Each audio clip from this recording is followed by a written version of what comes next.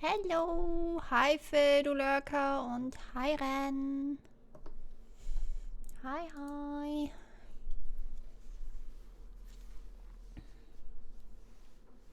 Ugh, jetzt ist es für mich so laut. Yes. When were you knocked out? When we split up to look for the red. Where did they get you? Do you remember? It was a small room in one of the hallways on C deck. What happened? The same thing that happened to every one of us when we were abducted. A canister releasing some sort of gas was thrown into the room. I believe the gas is some sort of incapacitating agent. Hi, Elm. Then that means it was... Zero. Looks that way, huh? There's nothing else I have to tell you. When I woke up, I was in this coffin. Why? Why did Zero make Mr. X wear Snake's clothes? How would that benefit Zero? I don't get it. What the hell does any of it... And I have no idea how I got the passcode for the coffin either. Truth had gone, and truth had gone. Where did those words come from? Why did I feel compelled to push the buttons on the bracelet after hearing them?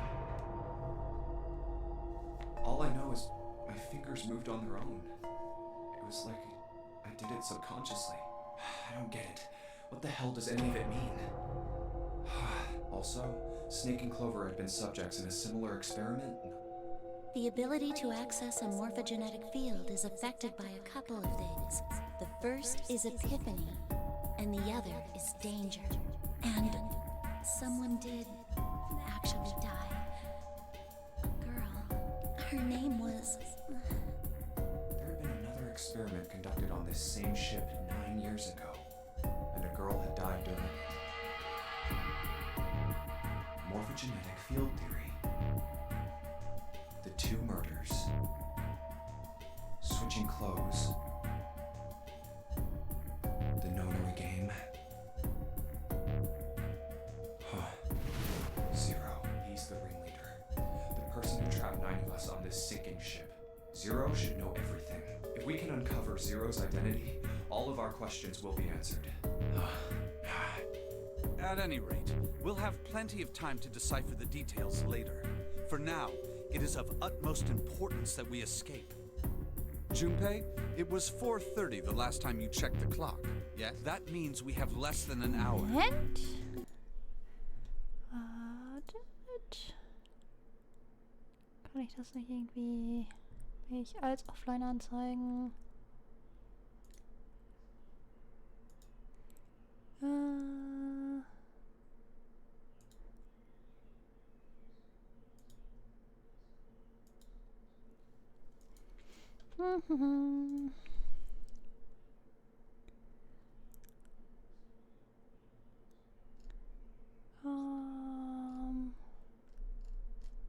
Gibt es das nicht?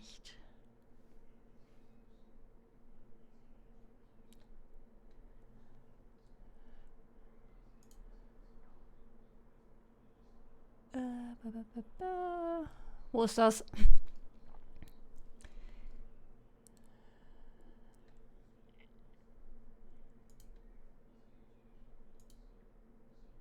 So, jetzt sollte nichts mehr stören. Hi, Primo. We must hurry. Hey, Isn't that obvious? Through the other number 9 door. oh yeah, you're right. With Snake, we can open the door. Don't tell me you hadn't figured that out. Come on, you gotta tell me these things. I, assumed you... Forget it, let's just get going. All right, you guys ready to go? Yes. Yep.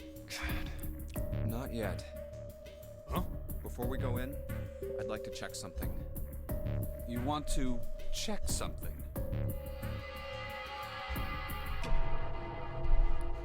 Yeah, but before I do, Seven, could you pull the lever? I want to make sure we can verify with just the 4 of us. What do you mean? We don't need... Just do it, all right? But if the door opens, don't go in yet. Okay? Please, this is really important. I really need to check this, okay? Work with me here. Fine. Sesam, öffne dich.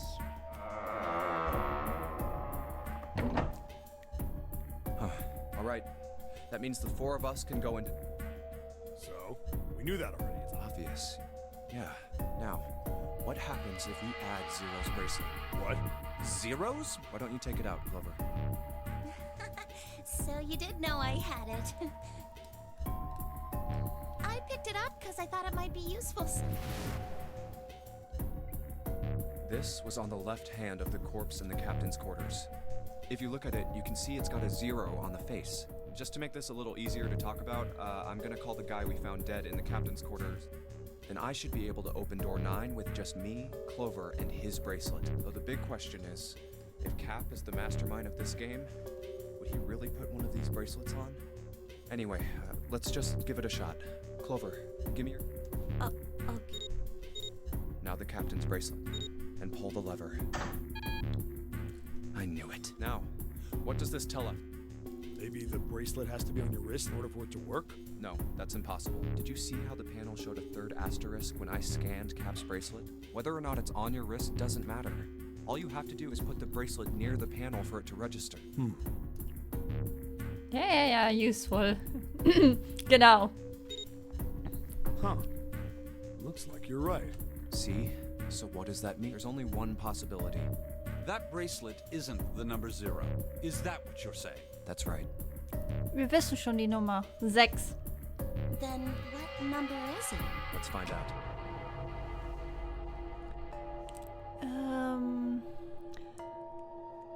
7, 4.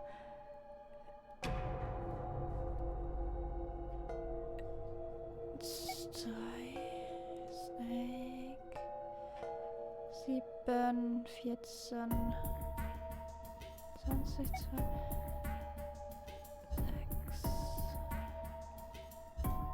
Aus einer anderen Route. Aber an dieser Route wissen wir es noch nicht. 6.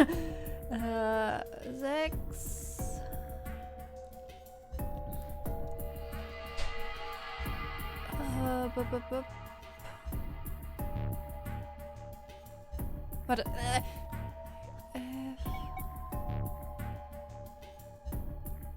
11. 17, 8. 12. Let's try 7, me, and Cap. If this combination opens the door, then Cap's bracelet is number 6.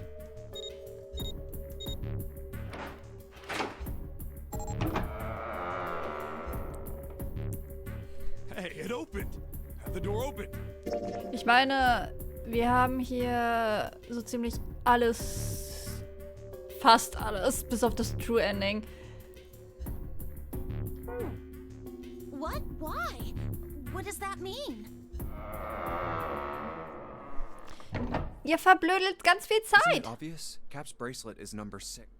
But doesn't it say 0? This isn't a 0. The symbol on here isn't a number 0. It's a letter O. Oh. Whoa, wait a minute. I don't get it. I mean, we figured out that Cap's bracelet is 6, right? Yeah. Does that mean there are 2 people with 6s? There is most likely only one person with a 6. But I don't get it. What about... Well, this is only an educated guess, but I think June's number was never 6 to begin with. Her bracelet was flipped. In other words, June's real number is... 9. That seems the most likely. Then all this numbered door stuff was just a load of crap? Why would you say that? Because if June is 9, then the numbers wouldn't match up. Here, look. List of all the numbered doors June's... I'll let you know what I'm writing, okay?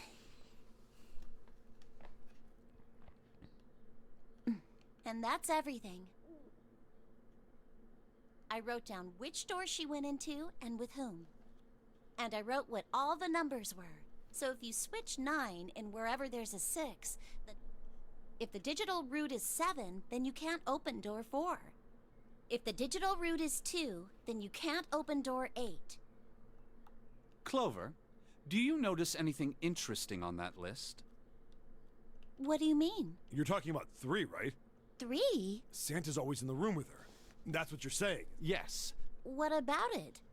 That's quite simple, really. You told me that the first time you came to this room, Santa was the first to refuse to leave June behind. Now, doesn't that beg the question why? Why would Santa do such a thing?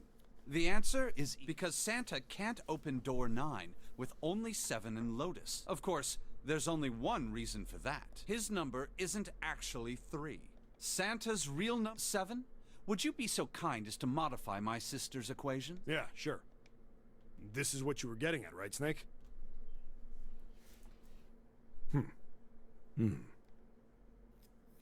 Thank you. That is exactly right, 7. Santa's true number wasn't 3. It was 0. No way. Santa is 0? And June was 9, not 6. Conversely, Santa was 0, not 3. Plus 3 and minus 3, they cancel one another out. Nothing appears out of order. Santa was still playing by the rules of the nonary game this whole time. Precisely. So you're saying Santa planned this whole thing? I'm not sure if he acted alone or not. But I think it is safe to conclude that he is 0, if my hypothesis is correct. Snake's hypothesis. Something doesn't seem right. June's bracelet being flipped. Even if that were possible, that would mean there are 2 number 9, and if that's the case... All right, that's enough talk. Let's go. It's high time we went through that door. Die haben ja nicht irgendwie nur eine Stunde verbraucht, um zu mutmaßen, dass Santa 0 ist. It's right there.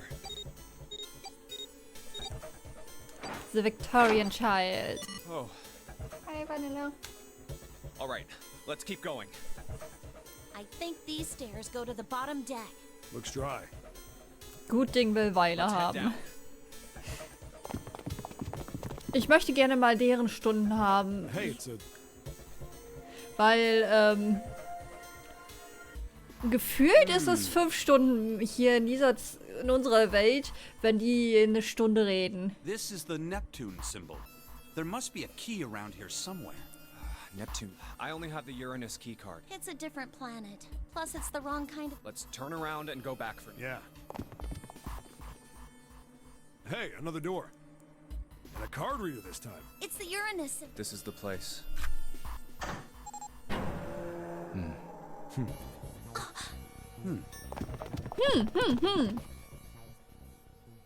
Wow! It's totally full of books!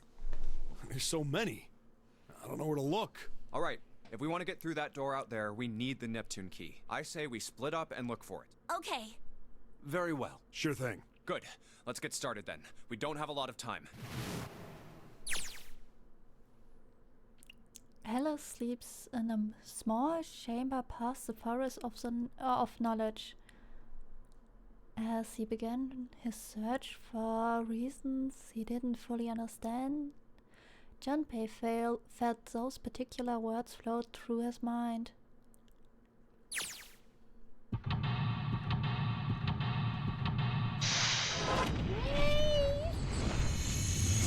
Jetzt bin ich auch wieder wach und bin jetzt nicht gezwungen.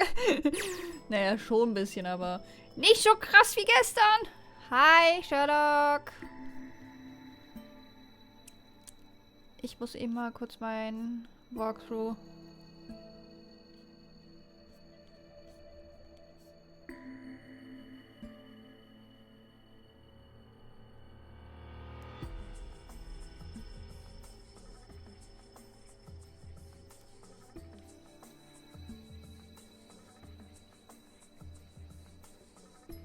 Hi, oh, hi, Phoebe. Hi, Phoebe.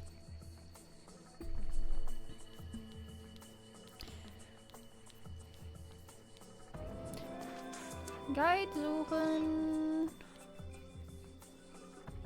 Ja.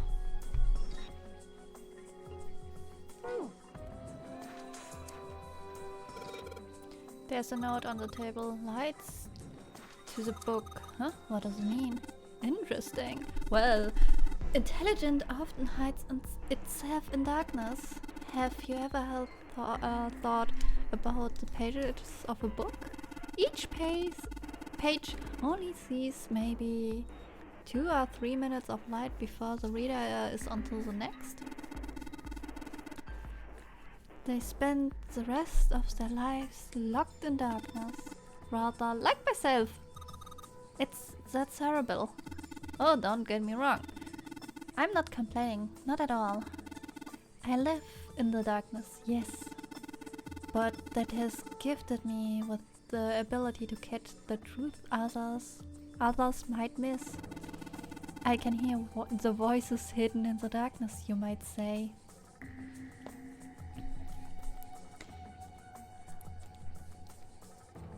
Da. Kitab Asif. Man, they've got some weird stuff here I can't even pronounce. This one. Now he sounds like the cultist SC Clares. Yes. Who's dead? Some famous guy? It's not a person's name, it's the name of a fictional book created by Abdul Al-Hazred. It's said to be one of the sources used in creation of the legendary Book of the Dead, the Necronomicon. Oh. So these are occult books and stuff. Teleportation and telepathy. What the hell is this one about? Well,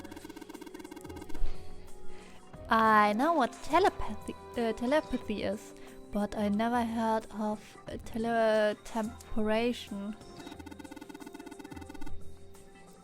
It refers to having the ability to travel through time. Yeah.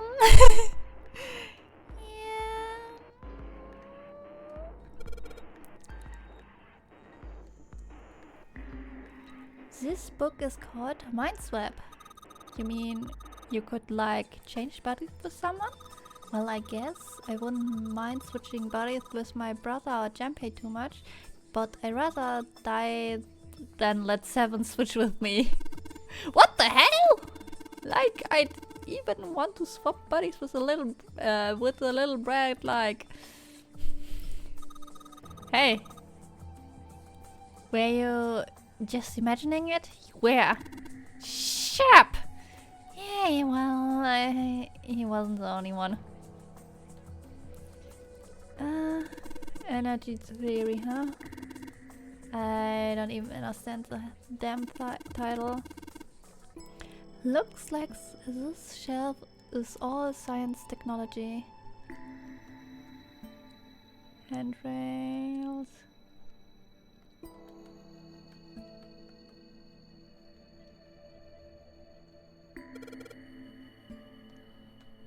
Ich brauche, glaube ich, a picture book here.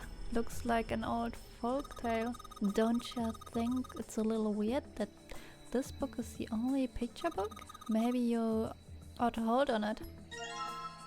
Oh.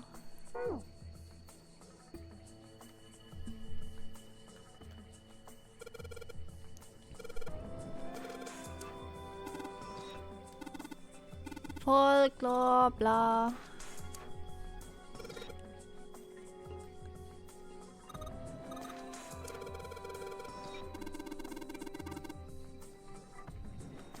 Suddenly, Clover has a crush on... What?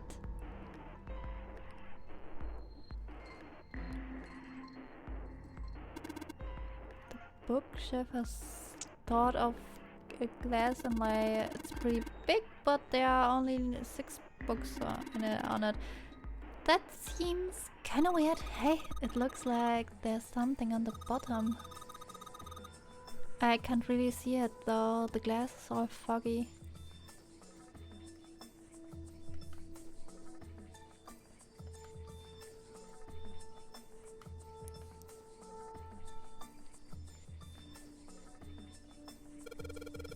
What the deal was this, these titles? They are all just gibberish. Hey, what if we like switch them around? Switch them around? Yeah. If we move them around, maybe they spell something. Oh, I get it. Yeah, heck, it's worth a shot. Oh.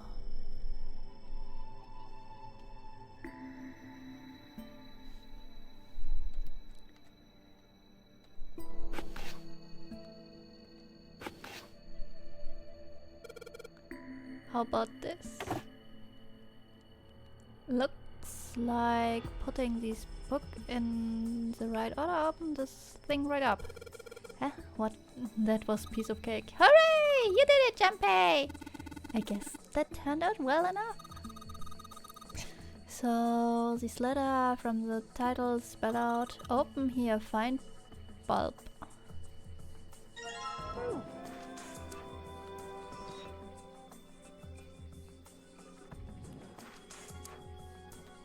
Bist du das?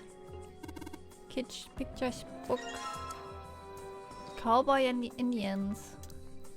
Tales of Old Japanese. Nee? Nee.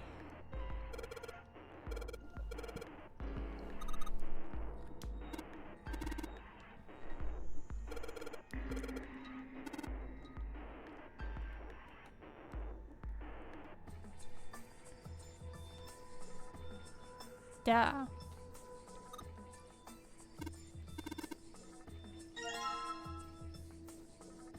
Handmade Tales of Baseball?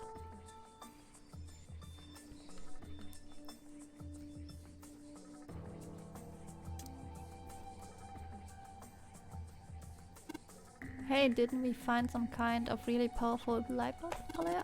Why don't you put it into one of the slides? Yeah, well, it get a lot brighter, but if there are 3 lights, that means 3 light bulbs. There won't be much point unless we can replace all right. Okay.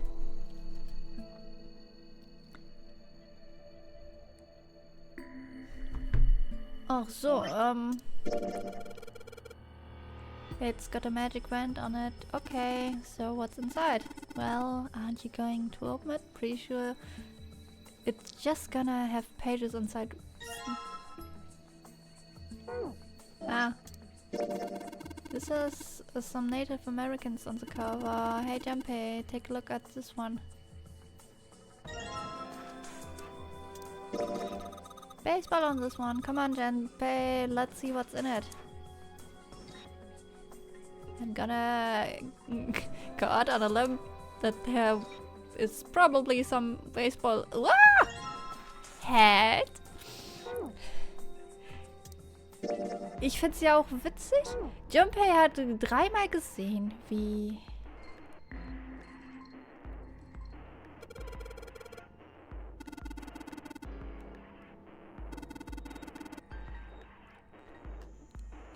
diese Bücher nicht das beinhalten, was sie sollten.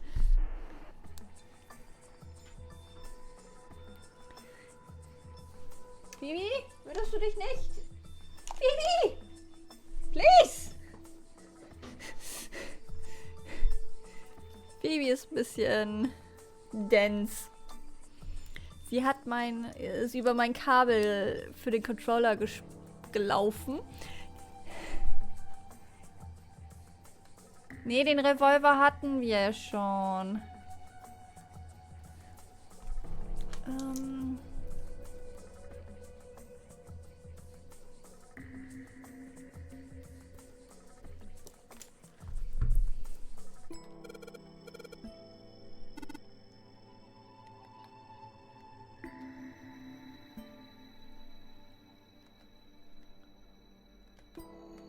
Shelf with some holes.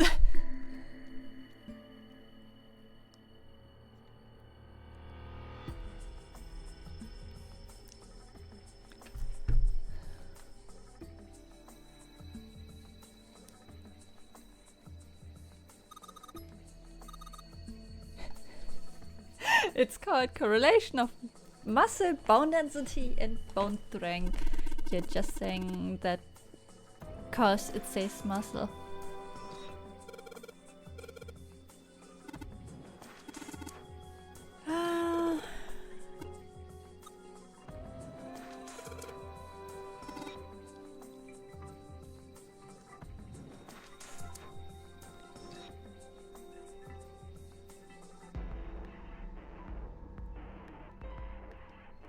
Wo ist die nächste?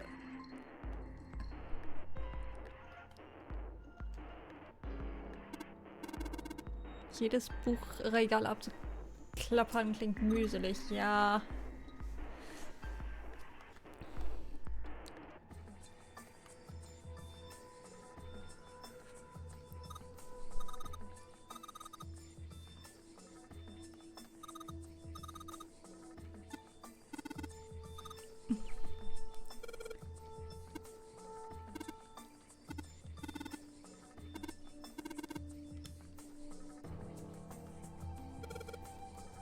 Leibernist.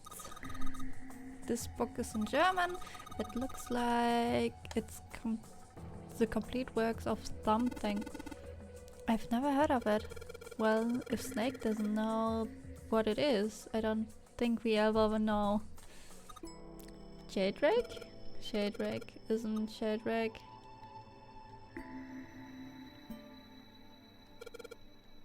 Owen.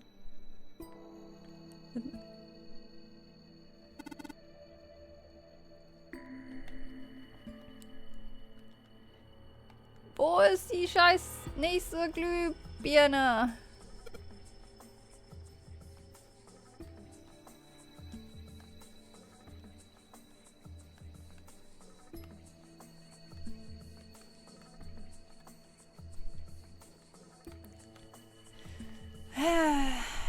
Google. Google, be my friend.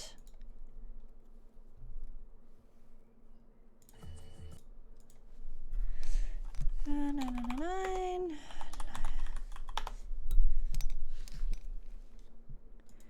Library.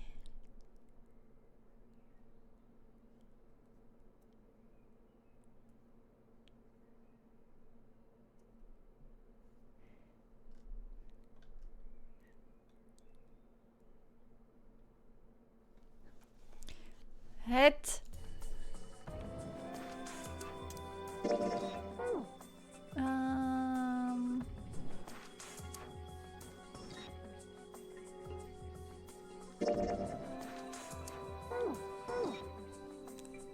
Ich möchte gerne die Map.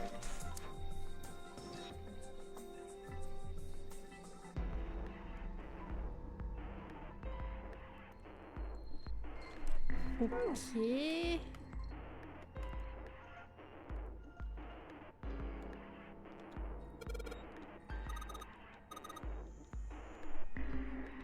Ah.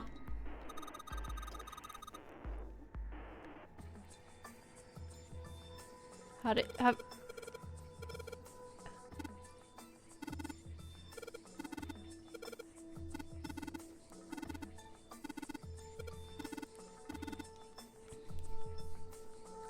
Wieso hat er die scheiß Glühbirne nicht mitgenommen?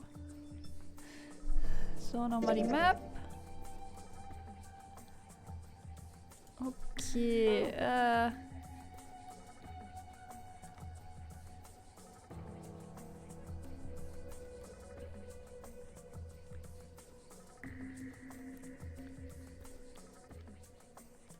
nee.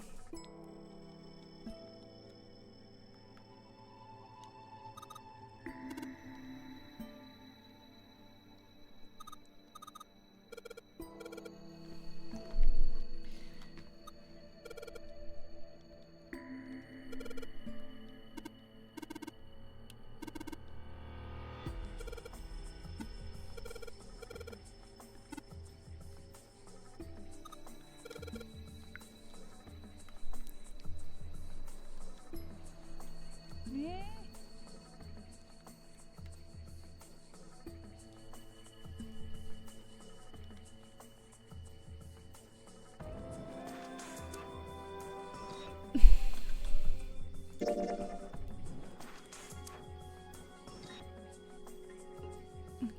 Ich bin jetzt...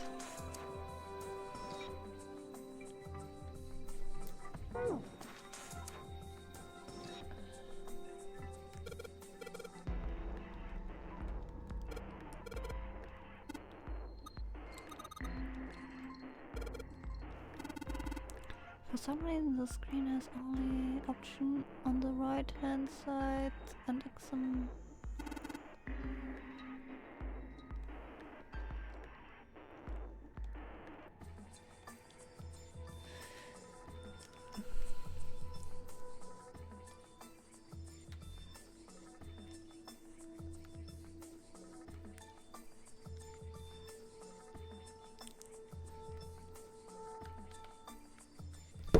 Ups, sorry.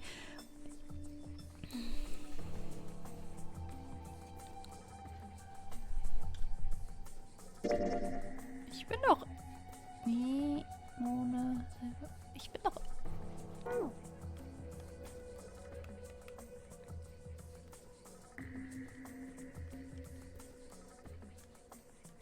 Nee.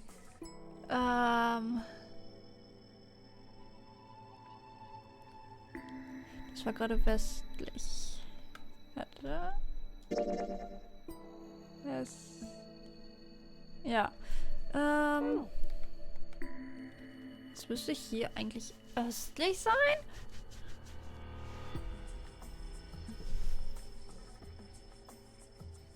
Aber irgendwie... Was? Bin ich zu blöde dafür?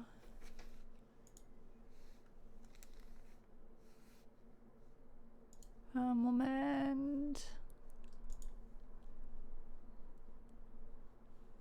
So stelle ich mir dein Wohnzimmer vor, wenn ich dich mal besuchen komme. Ja, ja, so wird's auch aussehen.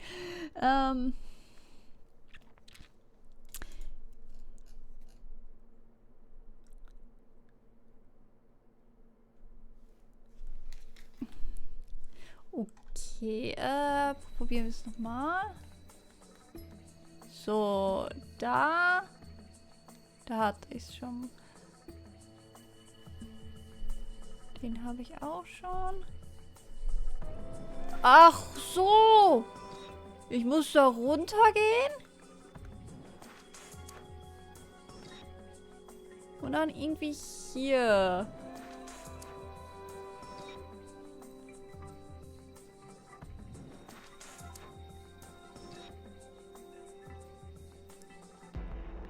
Oder?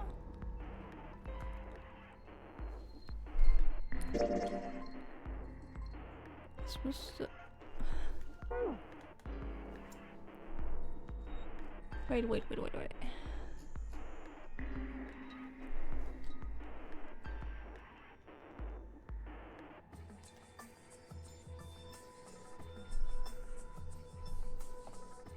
Wer checkt?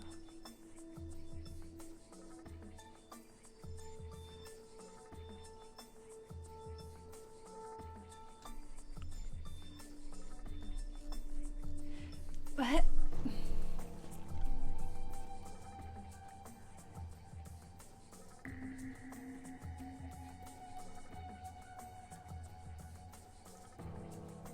Da hatte ich das. Check the last section.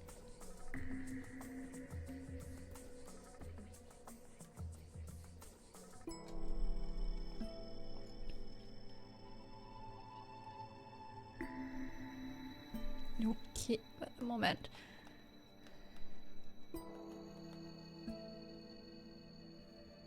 Nee, das hatte ich schon.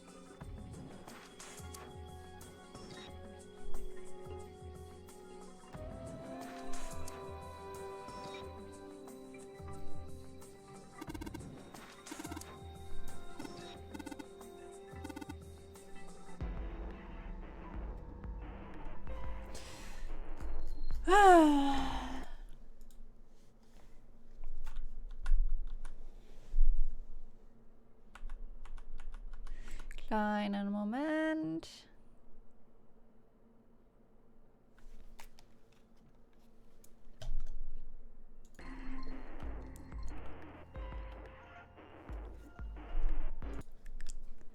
Wait.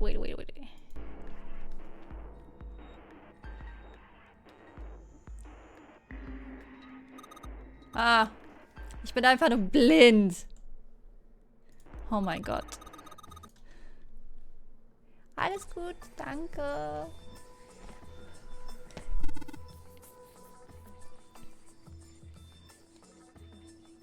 Oder auch nicht.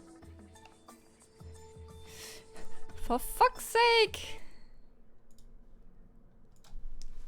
For fuck's sake.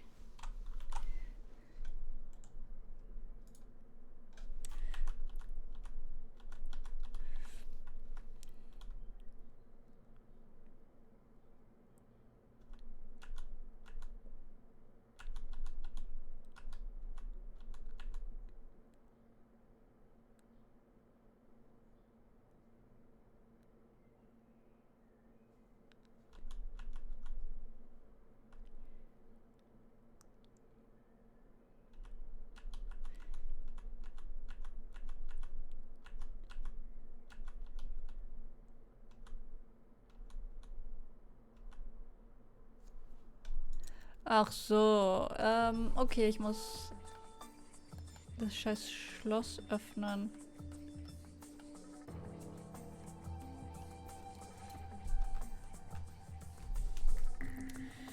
Ach ja.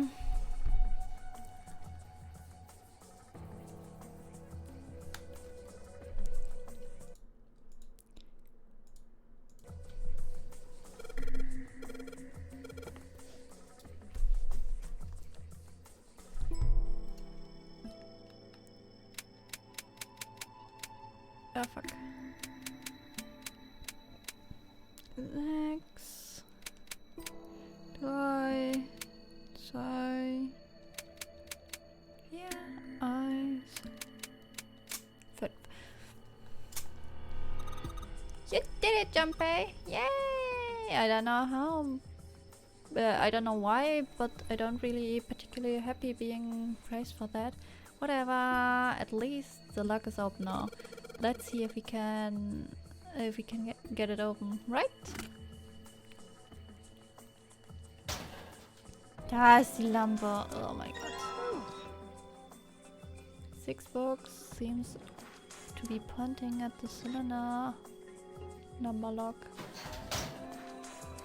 Ja, ich bin ein bisschen...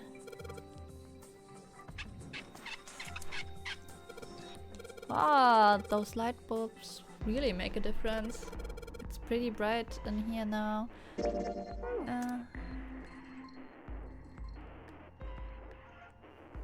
It's a small enclosure with 9 sides. There are 3 of these things that look like kind of music stands.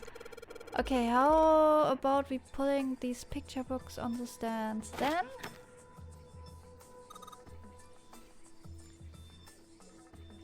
Jailbreak 5. It looks like it worked. Way to go, Junpei! Good job, buddy! There's something projecting on the bottom. These letters, they seem familiar. Jailbreak 5.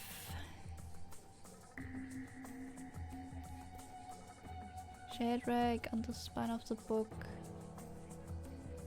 It's got the volume number written on the lower part of the spine.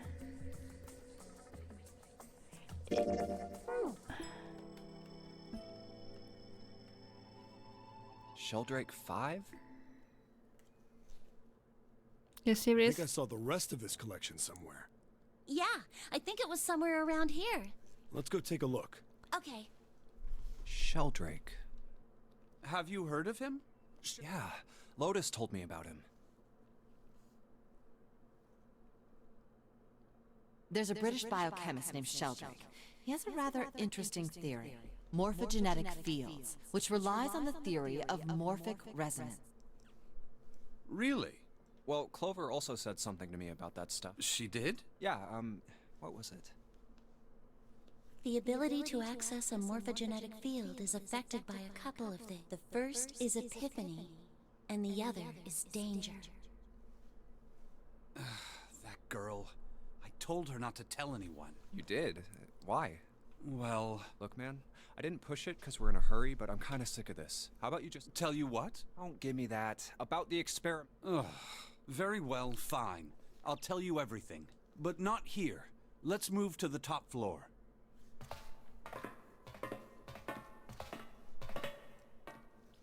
I suppose I might as well start by telling you why I kept quiet, and why I made sure Clover did as well. To be honest, the explanation is quite simple. Zero told me not to. I had little choice. He didn't walk up and tell me, of course. He gave me a message engraved on a card. That's a Braille card. It looks just like the one you showed us earlier. So you had 2 cards. No, only one. Huh?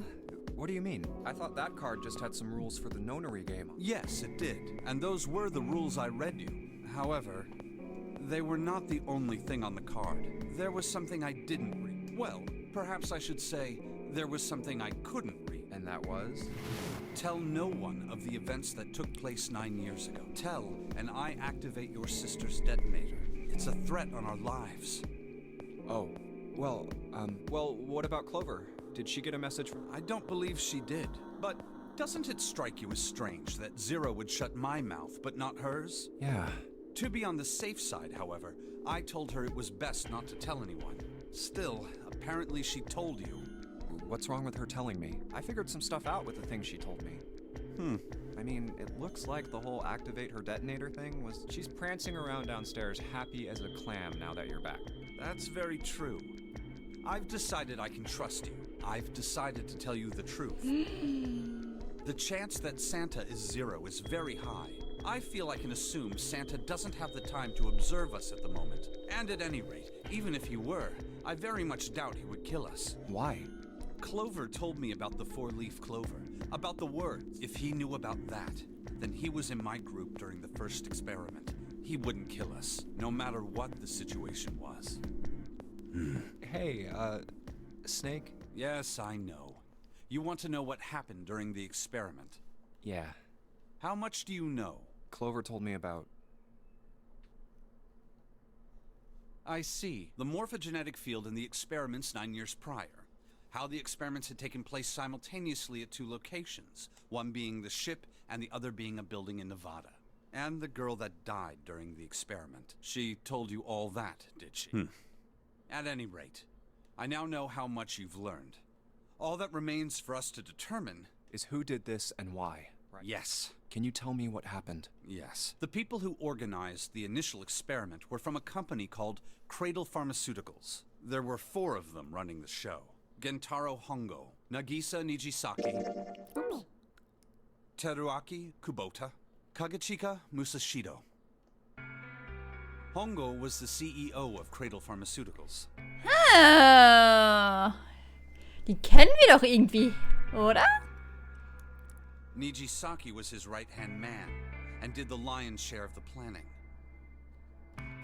Kubota led the company's research and development division. Ein junger Ace. Also, ein junger Ace, die Leiche aus dem Duschraum, der 9. Mann, der zuerst gekillt worden ist, und der Captain. Musashido was their majority stockholder. It was these 4 people who planned the initial experiment. Let me simplify it for you. Hongo designed it, and Nijisaki put it all together. Kubota developed the technology required, and Musashido provided the cash. So it's Hongo, Nijisaki, Kubota, Musashido... Of course, more than 4 people were required to conduct an experiment of this scale. To that end, they organized a top-secret team to assist them with their research. All in all, they gathered 10 people or so. Those 10 completed their team, and they were able to begin the project. They named it the Nonori Project. The purpose of the experiment was to research the prospect of controlling a human mind through sheer will. The vessel, I suppose you could say, for this control was the morphogenetic field. Why did the glycerin suddenly begin to crystallize? Why did the crystal structure of EDT undergo a sudden change? Why did the rats improve their puzzle-solving skills with each generation?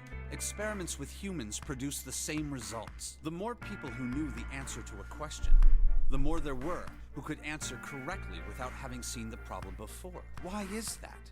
How could it happen? The answer is that the shape of the answer has been stored in a field invisible to the naked eye. And through that field, the resonant event transmits information related to that answer. That's essentially the idea behind morphogenetic fields. But that's just a theory. Can't bring yourself to believe it? Yeah.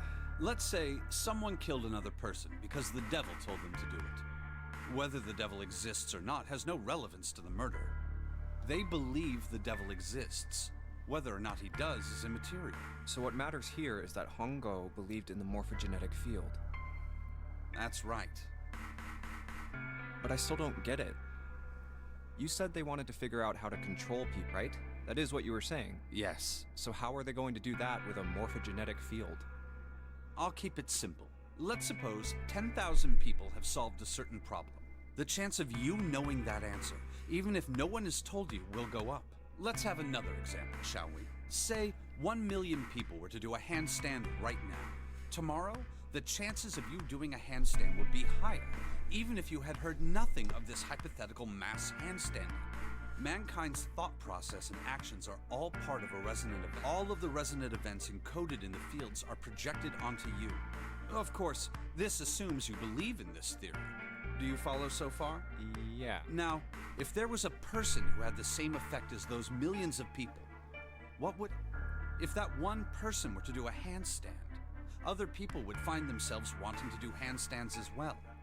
Can you imagine what a person with powers like that would be able to do? Come on, there's no... I'm not done.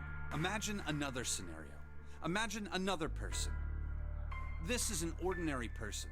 Let's say he does a handstand.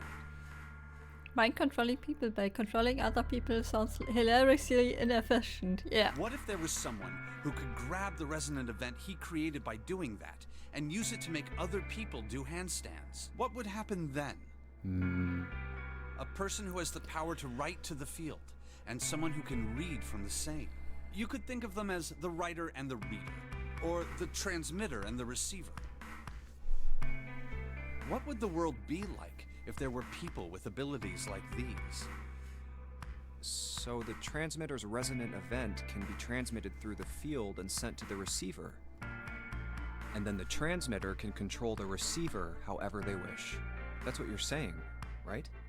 Yes, close enough at least. Come on, that's just crazy. Well, if you want to prove that, then you'll have to test it first. At least, that was how they thought. That was why they decided to do their experiment. That was how the Nonary project began. By the way, Junpei, have you ever heard of the Gansfeld experiment? Yeah, that was an experiment in telepathy, right? You place a pair of subjects in separate rooms. Then you show one a picture and ask the other what they see. Interesting. I'm impressed. Yes, that is exactly correct. Snake ist wirklich überrascht davon, dass Junpei mal was weiß. So, why did you bring up the Gansfeld experiment? It was used to screen subjects for the Nonary project. The hospital in a remote town was affiliated with Cradle Pharmaceuticals. Hongo used it to conduct experiments on visiting children in secret. Aus guten Gründen. Ja. Ja. Junpei ist ein bisschen stupid. Some of them, he found, had potential. Oder, besser gesagt, schwer vom Begriff. He began to gather children that showed promise. Children that seemed as though they might be able to access the field. Of course, none of them volunteered. They were kidnapped. There were 9 pairs of siblings taken, for 18 children total. Dance as a brick, yet still the smartest in that is a game, yeah. For reasons that were not fully understood at the time, each pair had one transmitter. They were split perfectly. As such, the 18 children were split into 2 groups of 9. The children who were put into Group Q were the ones who excelled at transmitting. They were transferred to the mock experiment building known as Building Q in the Nevada desert. The children who excelled at receiving were put in Group A. Group A was then placed on the former hospital ship Gigantic. From the experiments he had conducted so far, Hongo had learned the following. There are 2 things that can increase one's resonance. The first is epiphany. The other is danger. Have you ever been faced with an especially difficult problem and thought about it very long and very hard until finally an answer suddenly appeared in your mind? It may seem obvious to say so, but that is what is meant by epiphany. The information obtained through that epiphany can be easily transmitted through the fields, where it can be easily interpreted.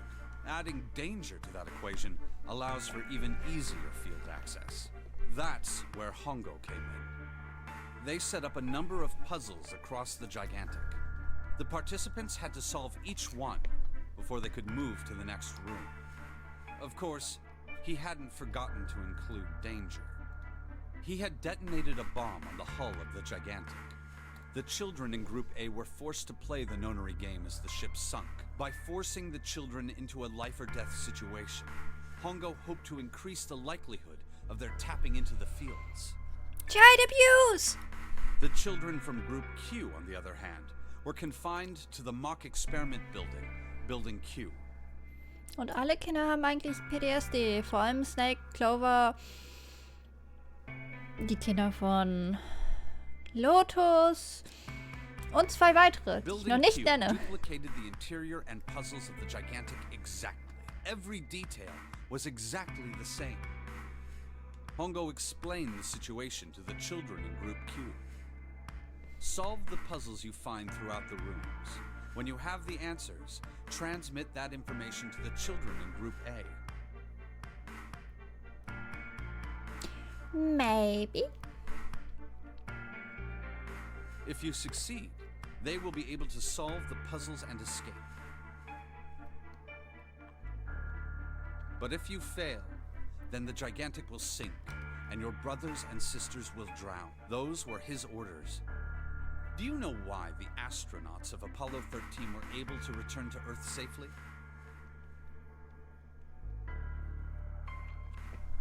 It was because NASA There's a bit had more access to it. a replica of the Apollo 13 capsule. All of the equipment, the instruments, everything. All of it identical. Everything was just like the real Apollo 13. Nur kann ich noch nicht so viel erzählen, weil das riesengroßer Spoiler ist. NASA was able to replicate the situation the astronauts found themselves in. By putting themselves in the same situation, they attempted to solve the problems the astronauts were dealing with. Once they found solutions, they reported their findings to the men aboard the actual capsule. That was how they were able to return safely. It was the same with the Gigantic in Building Q. The children from Group Q had to use the power of Epiphany to solve the puzzles they found and transmit what they learned through the fields. The children in Group A, however, they had to access the fields to learn how they might advance to the next stage. That is the simplest explanation I can manage.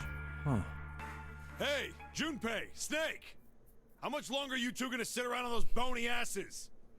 TLDR, Kinderexperimente von Ace. Get down here already! Die anderen drei, die dazu gehörten, sind eh schon tot. He's right. Let's go, shall we? We don't have much time. We need to get out of here and soon. Hold it. There's one more thing I want to ask you. Hmm? Are you sure that there were 18 kids? Why? Well, I thought it was only 16. Oh, yes. That was what they said on the news, wasn't it? Yes. I have no doubt that 18 children were abducted and used in Hongo's experiment. After all, you couldn't exactly play a nonary game with any less, could you? Well, yeah. Are you saying that the news got it wrong? Yes, I am. There were 2 more children. However, they had no relatives that I'm aware of. I imagine no one filed a police report when they went missing. They were brother and sister, like Clover and I. The brother's name was Aoi. The sister's name was... Her name was Akane. That was the girl who died. Akane Kurashiki died 9 years ago? Then, who's June? No. That's impossible. It can't be true. Akane isn't that uncommon of a name. If Snake had known her last name, that's a different matter entirely. So they share a name. A lot of other people do too. It was someone else. Of course it was. Is something wrong, Junpei? Your breathing sounds strange. Oh, no, it's nothing. I'm fine. Let's get back down there, all right? I couldn't do it. Why didn't I ask? What's her last name? I just couldn't get the words to come out. Nicht nur,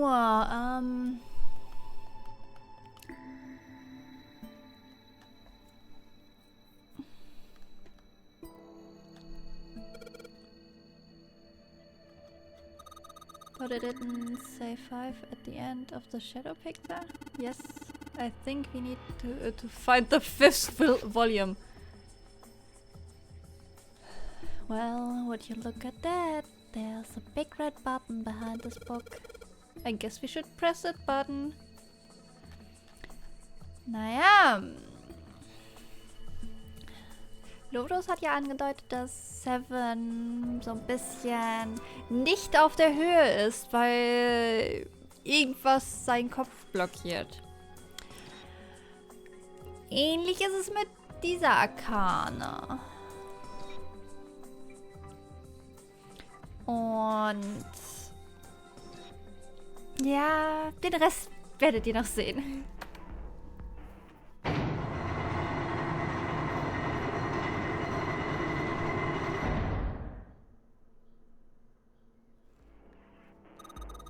What was that sound? It sounded like something really big was moving. It came from the top floor. Alright, let's go check it out.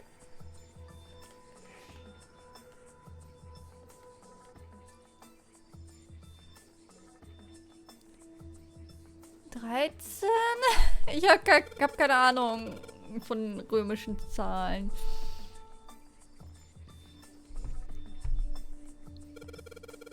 There's a keyboard in front of the numbers, and there are 4 Roman numerals of the on the wall.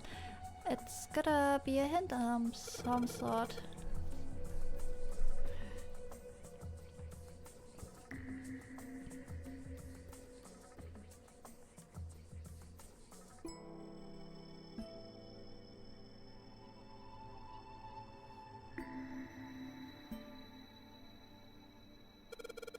Ach so. Do you think we just need to put in the numbers of in the numbers from the wall on the keyboard? Kannst auch aus Final Fantasy Titelbildern wissen, welches davon welches ist.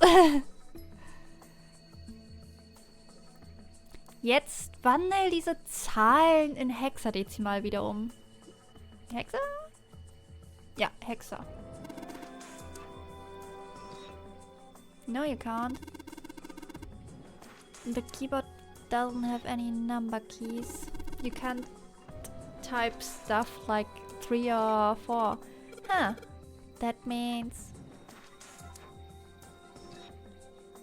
someone really carved Roman numerals onto the walls.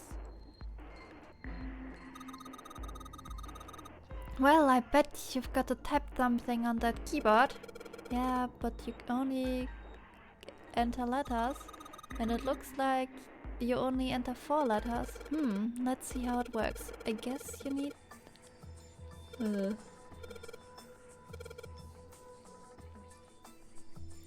D-R-D. Yay! You did it, Junpei! Hacker man! It's unlocked now. Good job, Junpei. Wow, there. Don't get too excited. The password was that, remember? Just makes me think whatever's waiting for us isn't good. So what, geez, you're such an old lady. We can't worry about stuff like that. I mean, come on, we got it to unlock, didn't we?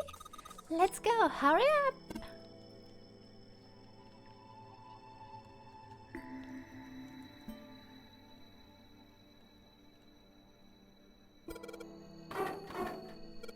Damn it, I can't get it open. Thing won't even budge. Why? What? Why not?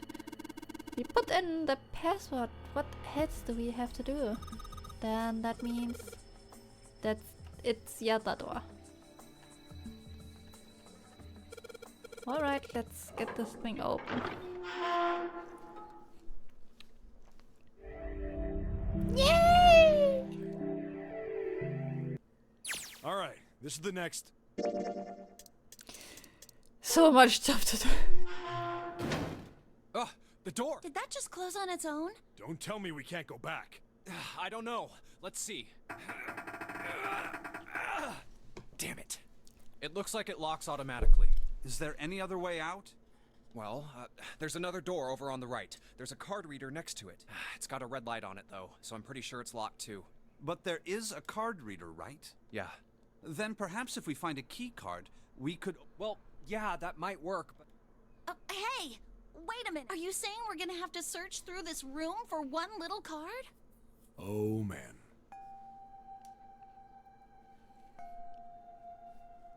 Looks that way. No way. For real? Well, we can sit down and wait to die, if that's what you prefer. I rather doubt that, however. So it would be wise to start looking. We haven't much time. Let's find that key card. Oh, and the Neptune key as well. We won't be able to get through the hallway without it. Was macht die in meinem Keller? All right then, let's begin.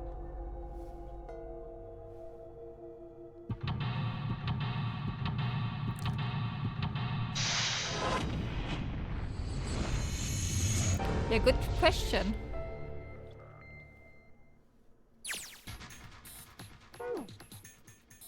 Nach Schlüsselkarten und Schlüssel suchen. Hast du nicht aufgepasst?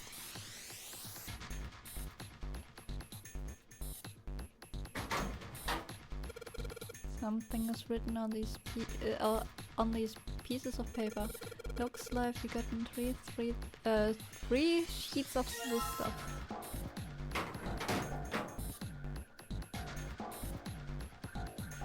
Moment, Phoebe schreit gerade. Kleinen Moment.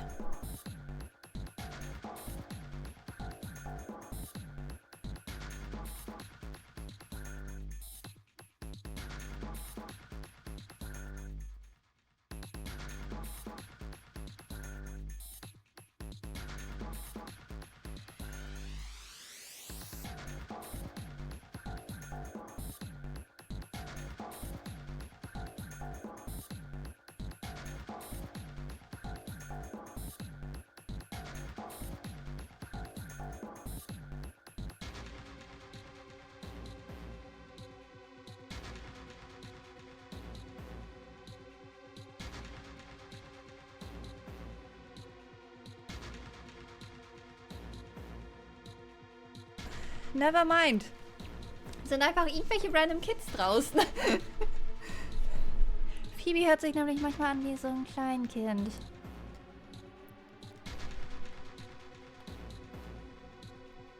There are piles of crap everywhere. This is a pretty impressive mess. If we try to search every one of these, we're gonna be at it till the cows come home.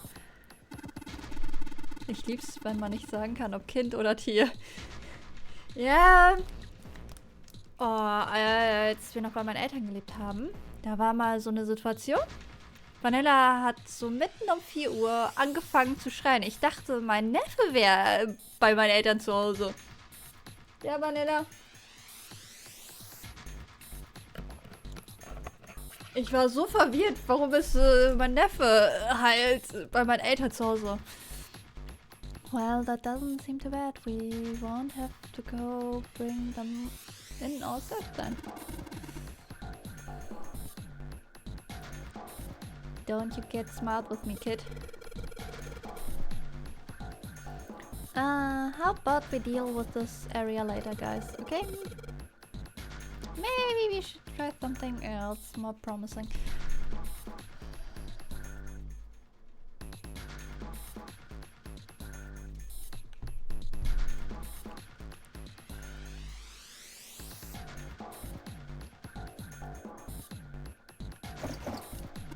Damn, it looks like this thing is locked. It's not moving. Well, it's pretty obvious how we are supposed to open it.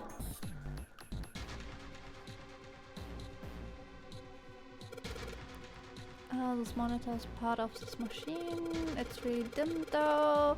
It's got a map of the word on it, but I barely see it.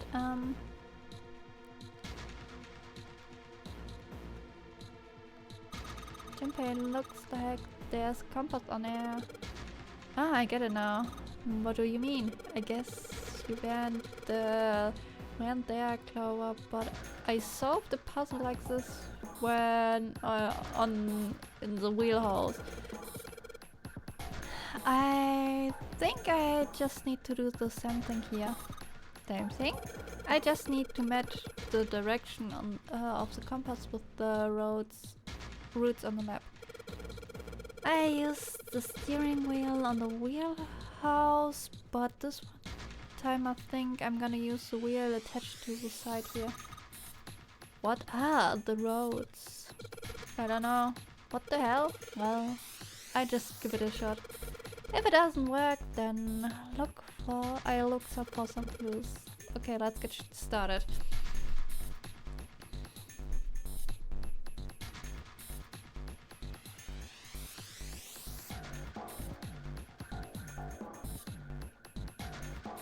Blah. Alright, let's go do it.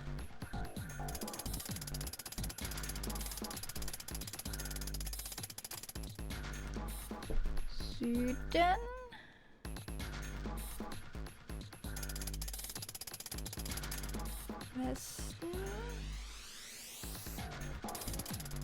Südwesten. Nein, fuck! Normal.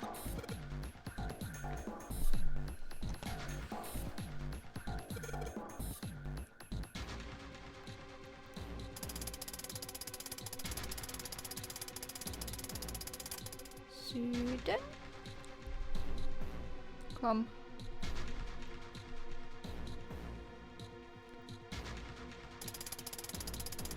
Westen.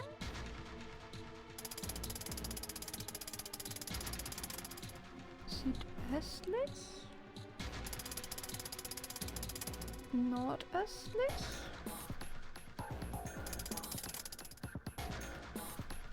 Östlich. Nördlich.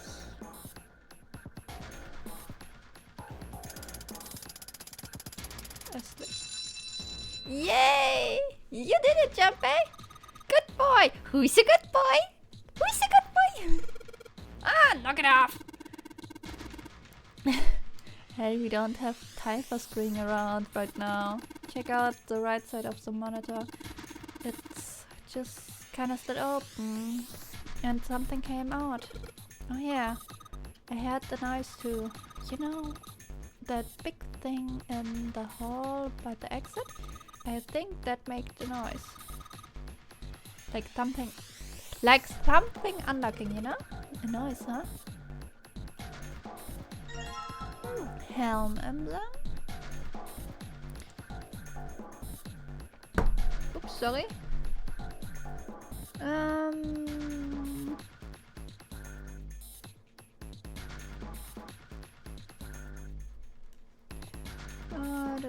Da.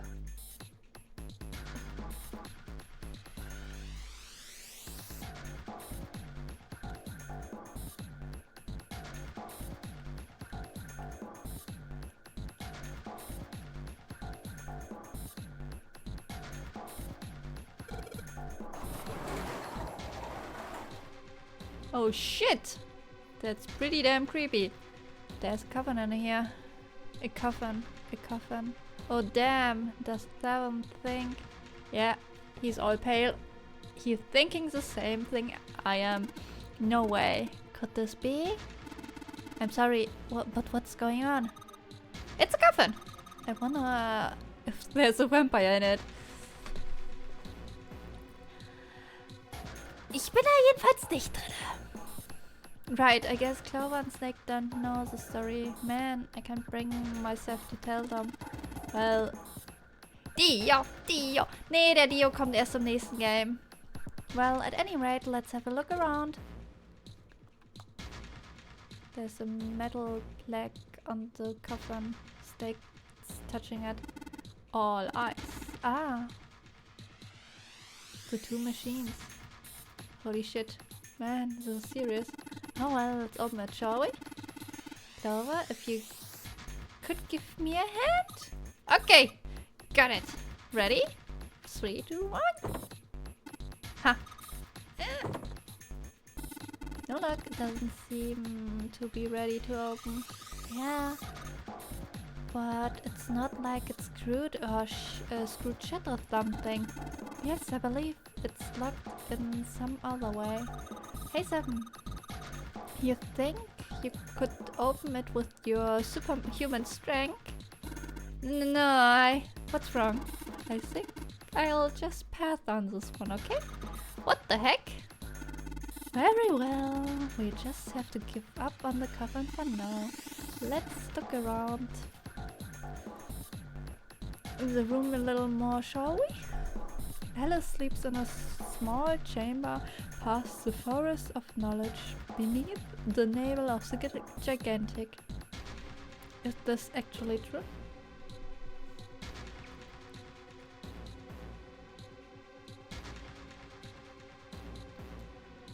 Touch the blue monitor.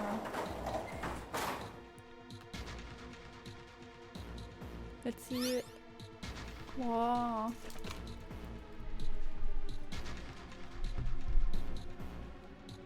Well, now we've got something on the screen at least. Huh? What's this? Oh wait a minute. I saw something like this when I figured out the Morse code puzzle back in the communication office. Morse code? Yeah. The dots on here look like dits for Morse code.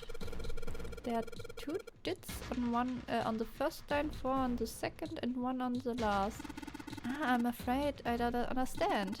Well, perhaps you should give it a shot anyway.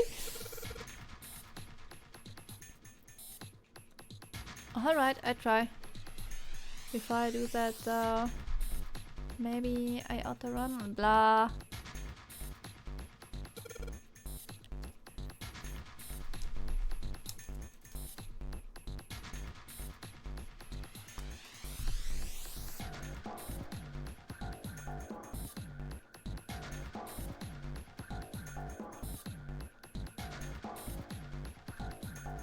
Achso, ja.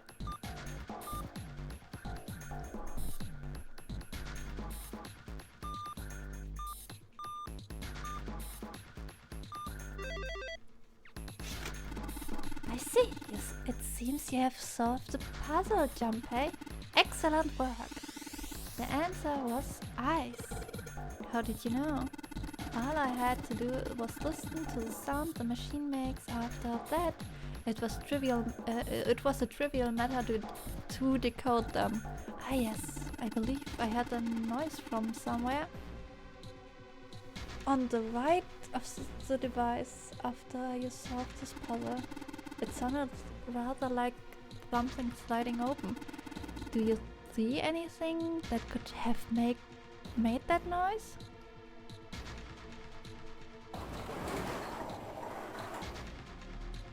The coffin, it doesn't have a look, I can see.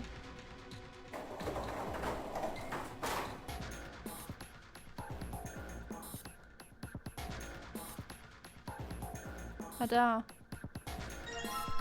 Code emblem.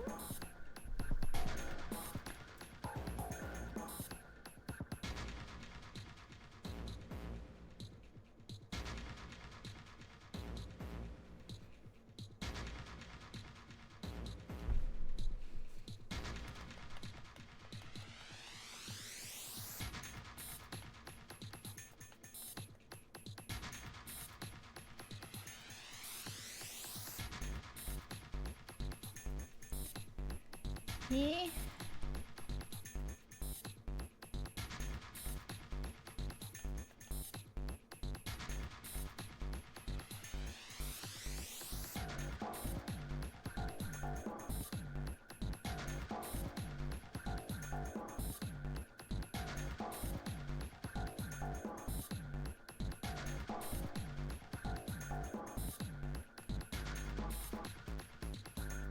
Ach da.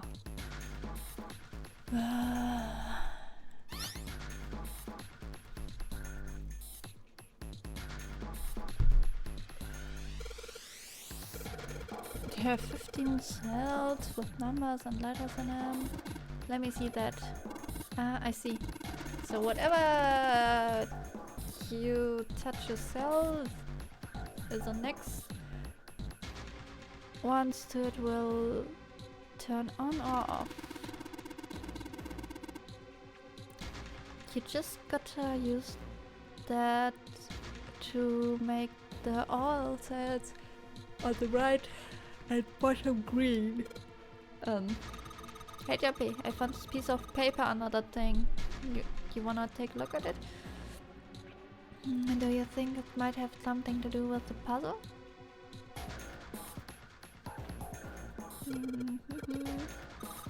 Hehe. Alright, blah.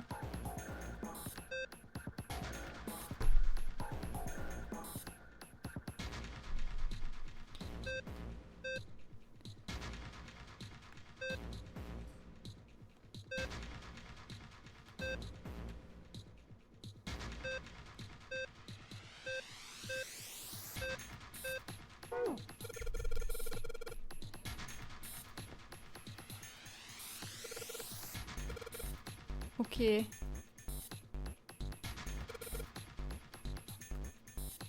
Und dann D.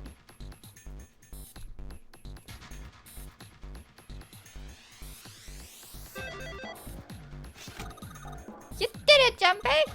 You're so smart! You seem to have done an excellent job to solve this puzzle. Just what I would expect of you, Junpei. Hey, come on, you're embarrassing me! Wow, don't get cocky, kid. We don't got time for that. Look at this. Check out the right edge from the controller. This? Yeah, okay. There was something else. I had some kind of noise from behind the shutter. You think maybe the coven is unlocked now? What?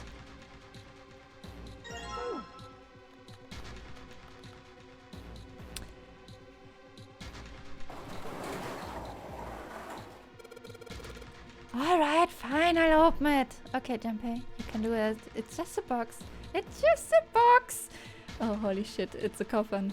There's going to be something horrible in there. I just know it. Okay. Deep breath. Here we go.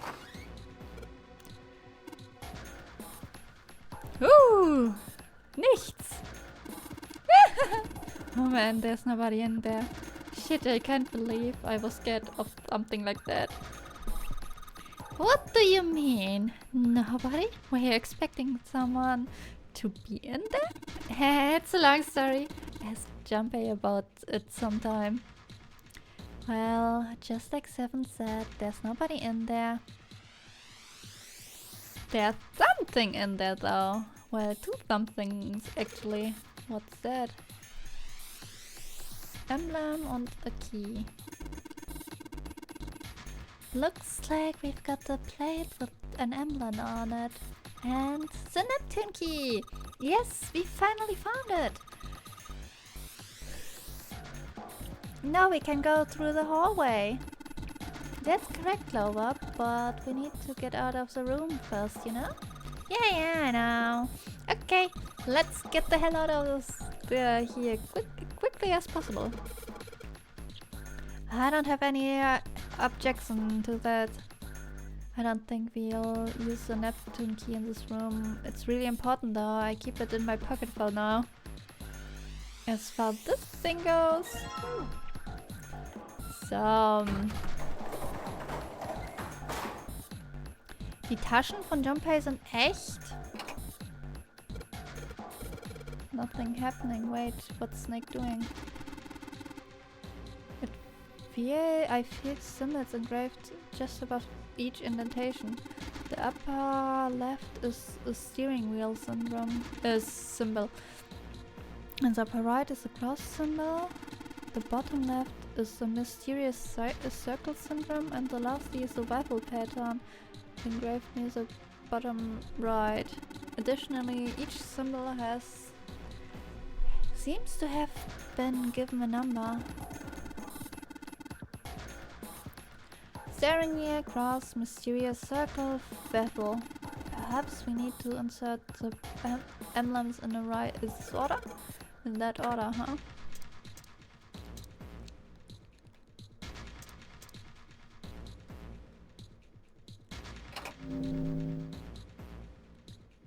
Whoa, what the hell? Wow, well now we've got something on the monitors at least. What's it?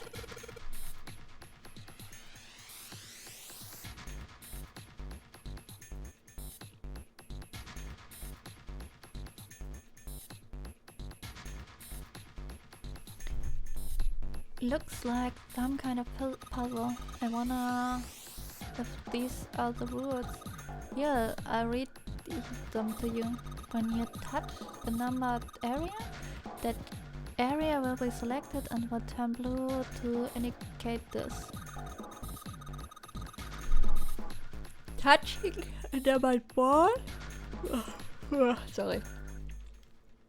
After selecting an area, will cause the ball to be moved to that area. However, you cannot move the red balls. You can only move 3 to 5 balls into a single area. Press the check button if you moved all the balls except for the red ones, which you cannot move.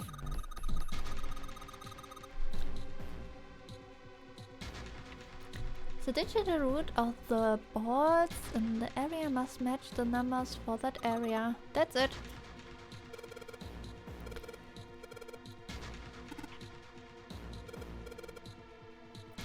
La. 4, 5 und 6. 1, 2, 3, 7, 8. Check.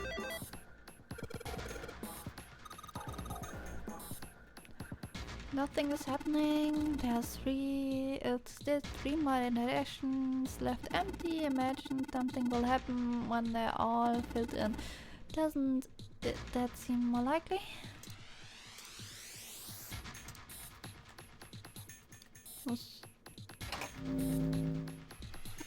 Hey, Jumpy, something showed up the screen.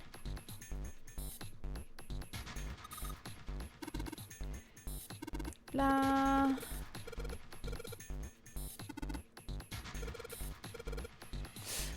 Immer diese Korrekturen.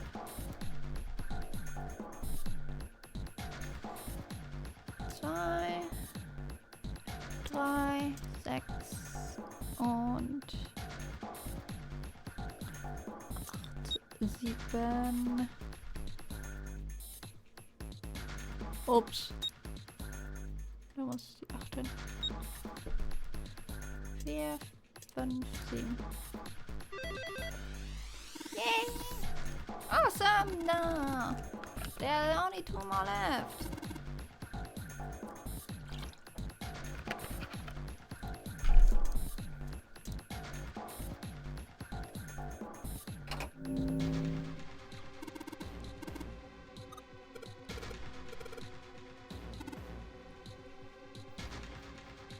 You can't think of anything clever. Please don't strain yourself. You might hurt something.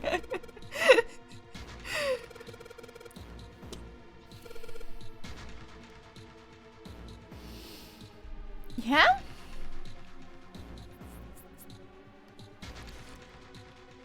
Vier, 5, 7, 2. Hey, ich wollte checken.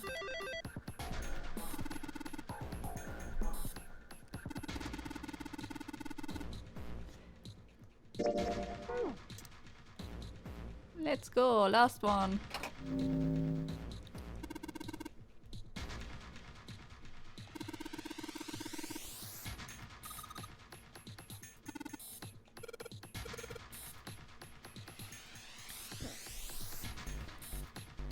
Zwei, 4, 5, 7, 8.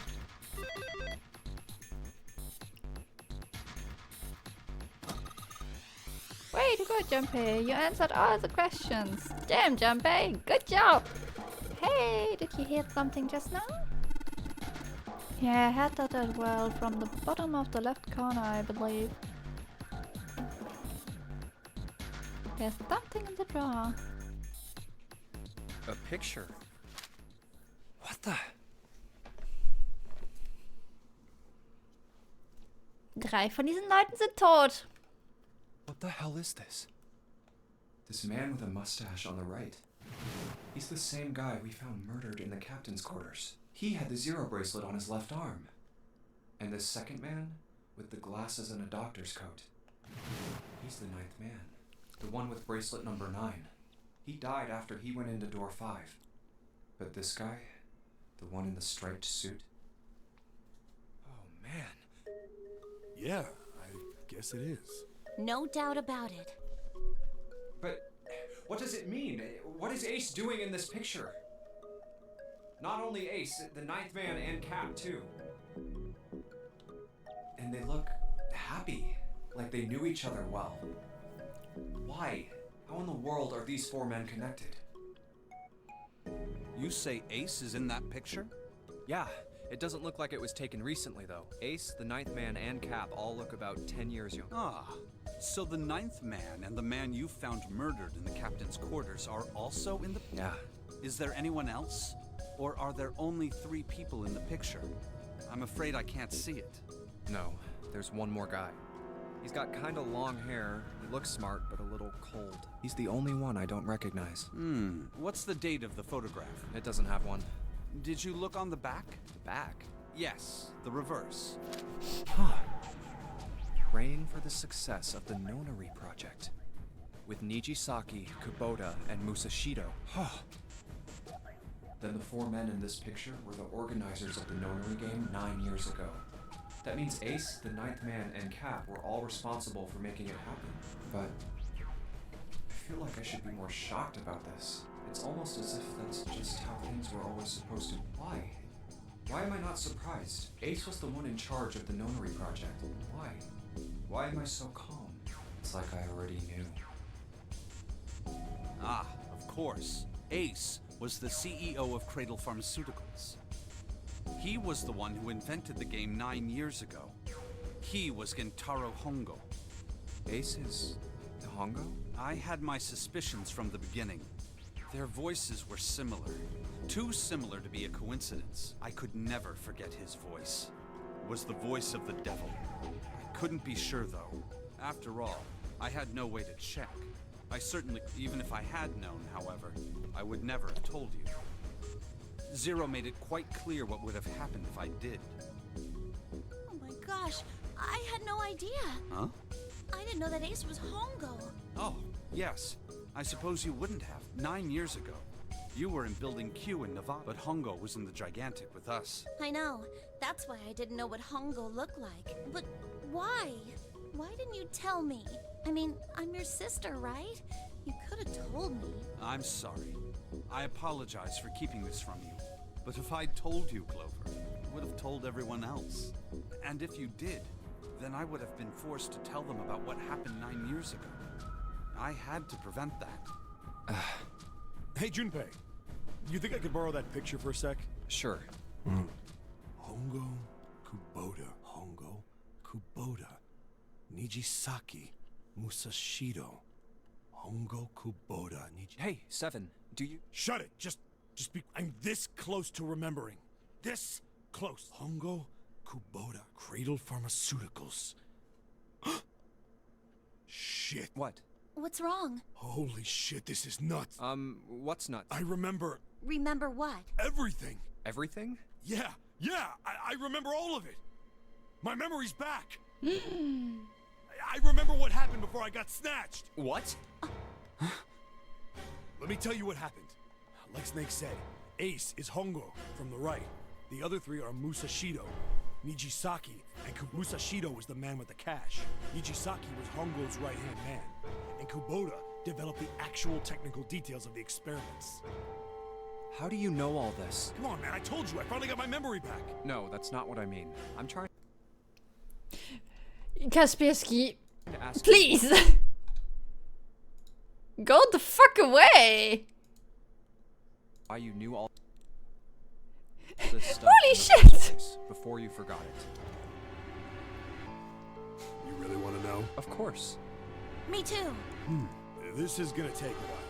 Hell, it'll probably take maybe 3 days. Well, we don't have 3 days. Just give us the short version, alright? Short version, huh? Kaspersky, hört auf rumzukaspern. Alright, fine. I'll give it a shot. No problem. I'm a detective. It's a little awkward to say this about myself, but you could probably consider me a lone wolf type. I hold to my own code, because I think doing what's right is more important than doing what... That's why I followed my gut that night. A slim lead brought me to the wharf. It was 9 years ago. The wharf had been cold as fuck, and I could barely see squat. I was investigating a mess of kidnappings, all of them children. It all had one thing in common. A history of visits to one particular hospital. A hospital under the management of Cradle Pharmaceuticals. And my investigation had turned up evidence that Cradle had been involved in the kidnapping. After a little sweet talking, I managed to finally get a real lead. My source told me this. Tonight, a ship is set to take the children to a large passenger liner docked offshore. So I headed to the wharf. From the shadows, I searched the harbor until I found the ship. There was a bunch of movement there. Men in black suits, many of them were carrying large bags. The bags. There was something about the way that, no doubt about it, they were human beings. I I moved before I realized it. I came out of hiding, my gun already in my hand. Don't move. I felt metal touch the back of my head. Drop the gun. I could kill you right now.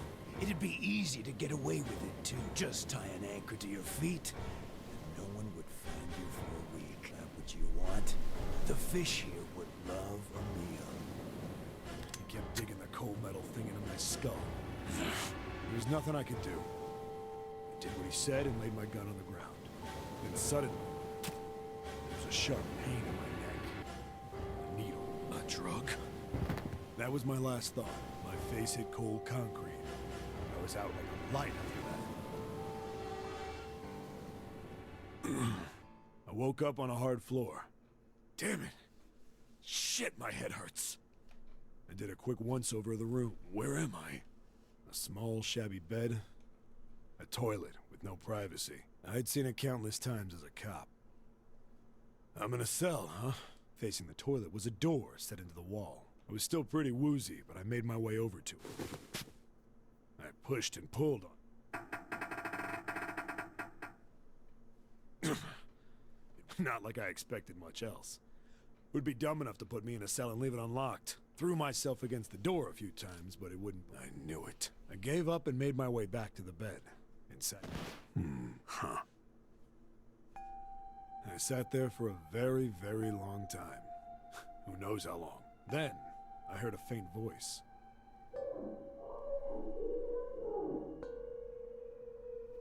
The voice was far away. I couldn't understand what it was saying. But I could hear one. It was pretty high. Probably a little kid. Huh? No, it was several. I hear 5 or 6, maybe more. Where? Where are they coming? I pressed my ear to the wall and tried to listen through. No, that's not it. Left. It's coming from under the bed? I hauled on the metal frame and flipped the thing over. And there it was. The bed had hidden an air vent under it. The hole in the wall was covered by a metal grate. I dropped flat on the floor and peered through the grate, but I knew it in my gut. This was where those voices were coming from. Hold on. Why are there kids here? But then what my inside man told me popped into my head. Tonight, a ship is set to take the children to a large passenger liner docked offshore. Die Stimme klingt ein bisschen nach Santa. Whoa, whoa, whoa. Am I on that ship? It didn't matter. All I knew was I had to get to those kids. I checked out the metal grate. Did I fit? I stuck my fingers in and grabbed it. And then...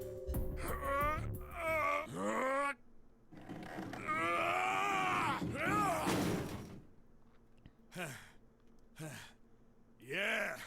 How do you like that, you son of a bitch? I finally got the damn thing off. Sweat was dripping down my face.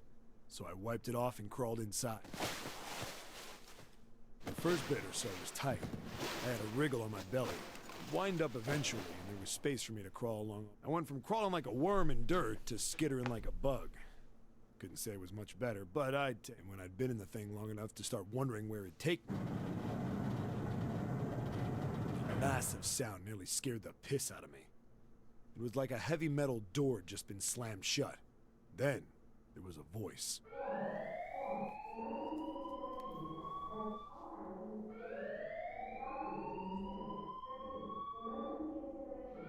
What? I wasn't sure what it meant, but anything with incinerator was that then, almost as if that was a cue.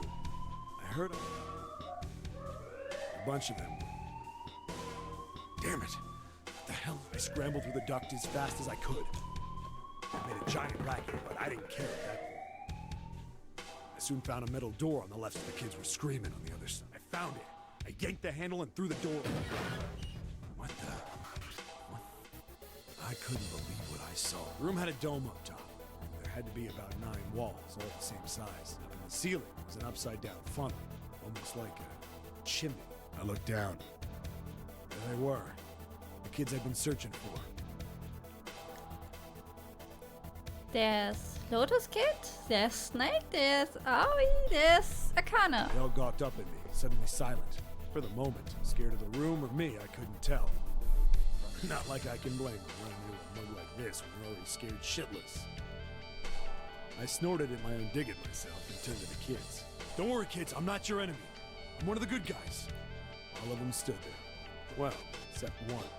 He was a boy, slightly older than the others, in a private school uniform. Who the hell are you? He stepped forward and glared at me suspiciously. I'm a detective. I'm here to rescue you. It looked like they relaxed some the second I got the words out. How are you gonna help us? Where's the exit? There isn't one. The doors we came in through won't open, and the door over there... He kind of cut himself off. I think he was considering something. Anyway, there's no point. We can't all get out of here. If we don't get out of here, we're gonna be burned to death. Burned to death? Can't you hear it? That voice said the incinerator's gonna start up soon. So...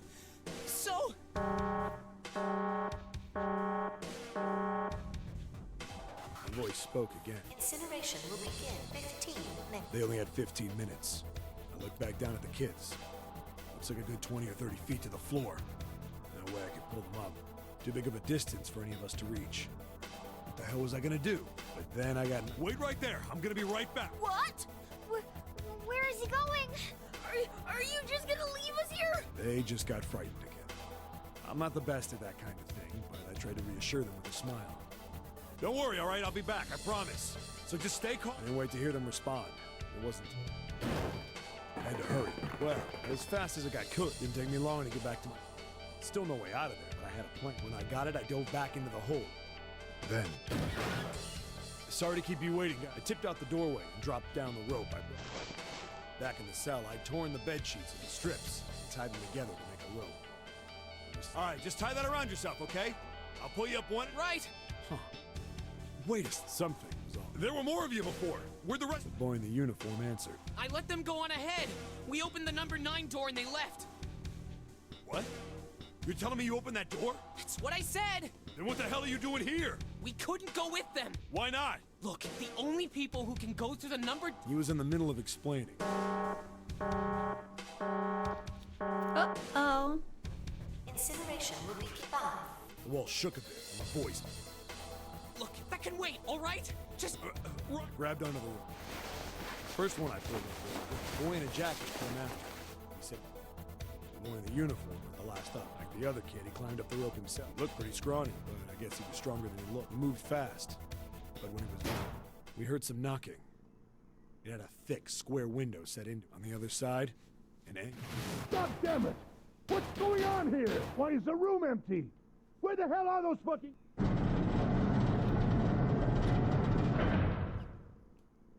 The door opened, and a man stepped in looking half mad with fury. I recognized his face. I saw him many times. The man's name was Gintaro Hongo, the CEO of Cradle Farm. Hongo saw the boy hanging from the rope. Yeah! It was like he was an animal. Hurry! I know! The boy in the uniforms booked it up the rope. You son of a bitch! Get back here, you little shit! 15 feet. 10. The second I could reach the kid, I hauled him up and tossed him into the duct behind me. Yeah! Hongo, his face didn't even look human. I quickly reeled in the rope, leaving a furious Hongo yelling at me from the floor. You fucking bastard! You won't get away with this! How dare you compromise this experiment! Experiment?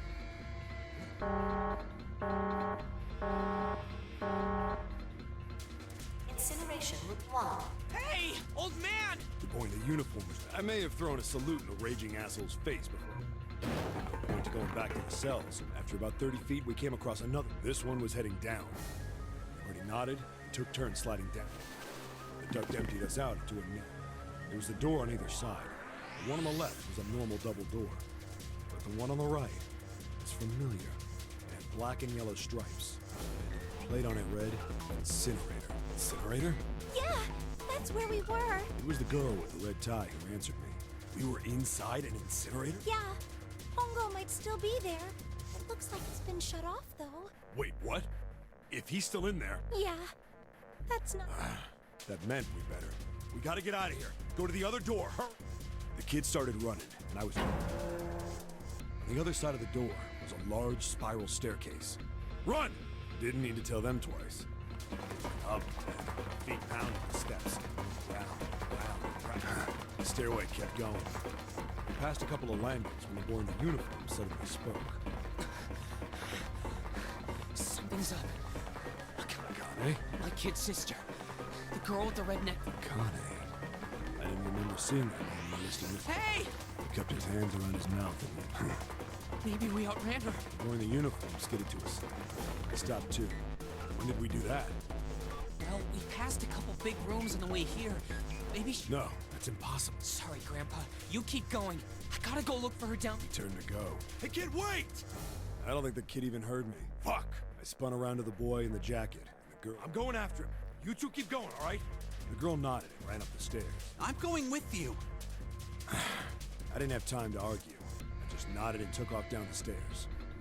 We ran all the way to the bottom floor. God damn it, where the hell did she go? I could tell the kid was frustrated. And then suddenly, Help me! Somebody! we heard a girl's voice. Akane! The boy in the uniform threw open the door and we rushed in after him. I couldn't for the life of me believe it. That bastard Hongo had Akane by the arm. It was Come on, goddammit, move! No! I don't want to! She planted her feet squarely on the floor and was struggling to get away. But Hongo was bigger and stronger. She wasn't gonna win. My brother roared with anger and charged toward Hongo. Help me! Ah! You're too late! Hongo lifted Akane bodily into the air and threw her, still fighting him, into the incinerator. Before we could even blink, Hongo had leapt through the door after her. We saw him land inside. Then, the door slammed shut. We ran to the door. We did everything we could think of to get the thing open. But Fuck! It's no use! The goddamn thing won't move an inch! he started slamming his fists against the door. He was close to shattering his knuckles with how hard he pounded them. Akane! Akane! Our voice was muffled, but all of us could hear the sheer terror in it. What should I do? I think I'm trapped in here. Where's Hongo? He went out the other door. What? Warning. Warning. Emergency incineration command has automatic incineration. Please evacuate the Repeat. Emergency incineration. You fucking kidding me? It's the same damn thing! Are you there? Yeah, we're here. Just hang on. His words would have seemed like a sick joke.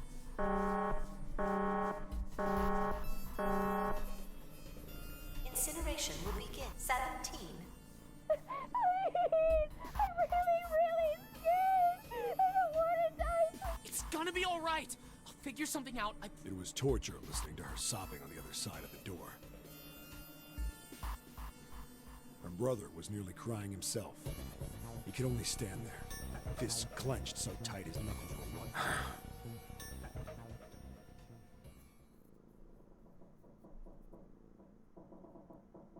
What happened? Come on, man. Put yourself in my shoes. It doesn't end. Then... Yeah, shit. If I'd known it was gonna be like this, I almost wish I hadn't remembered.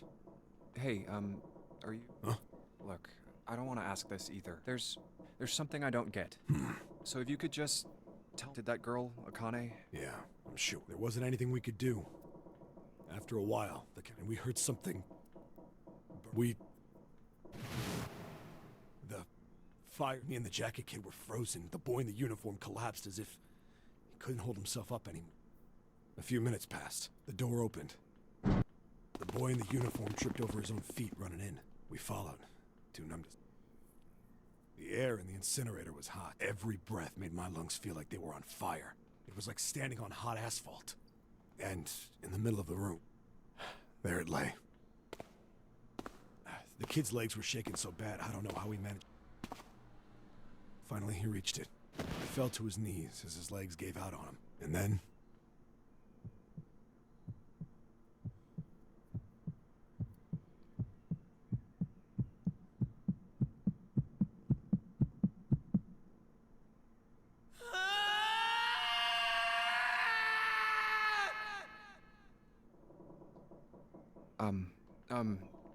What's that? The girl, Akane. What does it matter to you? Just tell me. Okay. Kurashiki. Her name was Akane The plot thickens. You were there that day with the tall kid in the jacket. That was you, wasn't it? Yes, it was. You are correct, Detective. Don't misunderstand me. I told you before how Zero threatened me. There was nothing I could do. I couldn't say anything about what happened 9 years ago. So you're saying you're not working for Zero, right? Of course not. Clover, what about you? Hey, come on! You really think I'm working with Zero? I told you before, you idiot! I was in Nevada, in Building Q. I did hear that a detective rescued the kids on the boat, but I didn't know it was you. Well, I guess I believe you. Alright, let me ask you another question. Santa's real name is Aoi Kurashiki. He's Akane's brother. You know that? No, I didn't. Did you? Well, yes. I know Aoi Kurashiki was her brother. Plot thickens even more! But I didn't know he was Santa. At least not from the beginning. 9 years ago, he was in the middle of puberty. His voice is entirely different now. I'm ashamed to say that even my exceptional hearing wasn't able to make that connection. As such, I had no reason to think Santa was Aoi. When did you figure it out? Clover told me that Santa might have been one of the subjects of the initial experiment. It was only a short while ago. While we were leaving when she told me that, I had a... Santa is Aoi, Akane Kurashiki, June's brother? There's still a lot we don't know. I mean, like, a lot. But there is one thing I think we can't... What's that? The body we found in the shower room. It had to be Nijisaki, dressed up to look like Snake. What? Come on, man. What kind of detective are you? You didn't figure that out already? Hey, go easy on me, man. I just got my memory back, alright? Cut me some slack. Well, if he is, the 3 murders make sense then, don't they? Yeah, that's right. Murder. Kubota blew himself up, but that was murder too. So why did these murders take place? If Junpei is correct, and the body in the shower room was that means all of the people who were murdered were involved with the creation of the Nonary Project. Kubota, the person who conducted the actual experiments. Nijisaki, Hongo's assistant. Musashido, the man who financed the project. You mean this was all just revenge? Santa is Zero. He's getting revenge for the death of his sister. Nicht nur, aber psst. That's why he killed them. No, I don't think Santa actually murdered anyone. If I'm right, then it's not hard to figure out who the next victim's gonna be. I'm pretty sure I don't have to tell you. Yes. Yep. Right. The next target will be Gentaro Hongo. The person who planned the Nonary Project. In other words, Ace. What? Whoa, what the hell's going on here? It must be 6 a.m. Our time is up. Shit! Come on! We need to get... How? I'm betting this sucker... Come on, let's...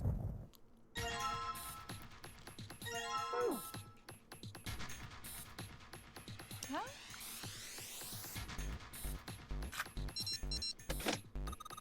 Junpei, look! It's unlocked! Yeah, now we can go back to the library. Hurry!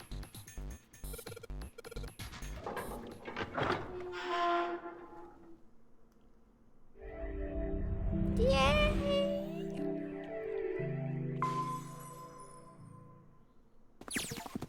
Huh. I think the shaking stopped. It would seem so, but we are yet to be out of... You're right. Let's hurry. This exit needs the Uranus cart. Hey, Junpei. Yeah, I know. All right, it's open. Okay, Neptune Key, let's see if you work. Yes! It says... So this is the incinerator. Much to go. Ich hab das... This is the first time I've seen it from this side, but yeah. Then there ought to be a lever near the door. Yeah, right here. Pull that and the door should open. Got it.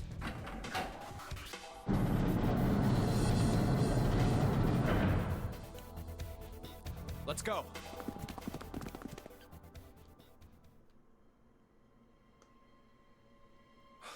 What the... What's wrong? Jumpy, Of course I did. I made a promise. I'm so glad you're here. Hey, what happened to you? I just fainted. I'm feeling a lot better. Are you sure? Yes. I just need to... You shouldn't worry about me. Santa. Hey, where is it? I got sucker punched and they took the gun. What? Who took it? What? Isn't that I took the gun. Ace? Und schon wieder ist Lotus dran. Just what the hell do you think you're doing, Ace? Or maybe I ought to say Gentaro Hongo, CEO of Cradle Pharmaceuticals? You have me at a disadvantage. And you know me, but I don't know you. Do you have any idea how much I've suffered? Can you even begin to understand my pain? The pain of prosopagnosia. Another irritating insect. And how do you know that? Good question. No matter. If you don't want to answer, it makes no difference to me. This is a waste of time anyway. It's time. First is 1. Give me your hand. 8. And with it, 9. The ninth man. I believe I've won this game. I've had quite a time playing with you. Wait, what? Ace doesn't know who Zero is. What the hell are you planning, Santa? At any rate, I will escape, and the rest of you will have a slightly less pleasant ending. I suggest you enjoy your final moments. Goodbye. Wait! What? Now open!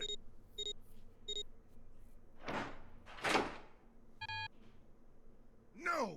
What is this? Die arme Lotus. The digital root should be 9. Then why? Why? Now! Good job, 7! Oh, that was close. Don't mention it. Just one punch ain't enough for this piece. After what he did 9 years ago, I ought to rip him to pieces. But if a suspect can't talk, they ain't much good. Once he's locked up in a cell, 9 years ago? Genetzt. Yeah, you finally figured it out, dumbass. Ace, you killed Kubota, Nijisaki, and Musashido, didn't you? Wait, Nijisaki? Oh, right. You don't know yet. All right. We'll just go through them in order then. Let's start off with Kubota.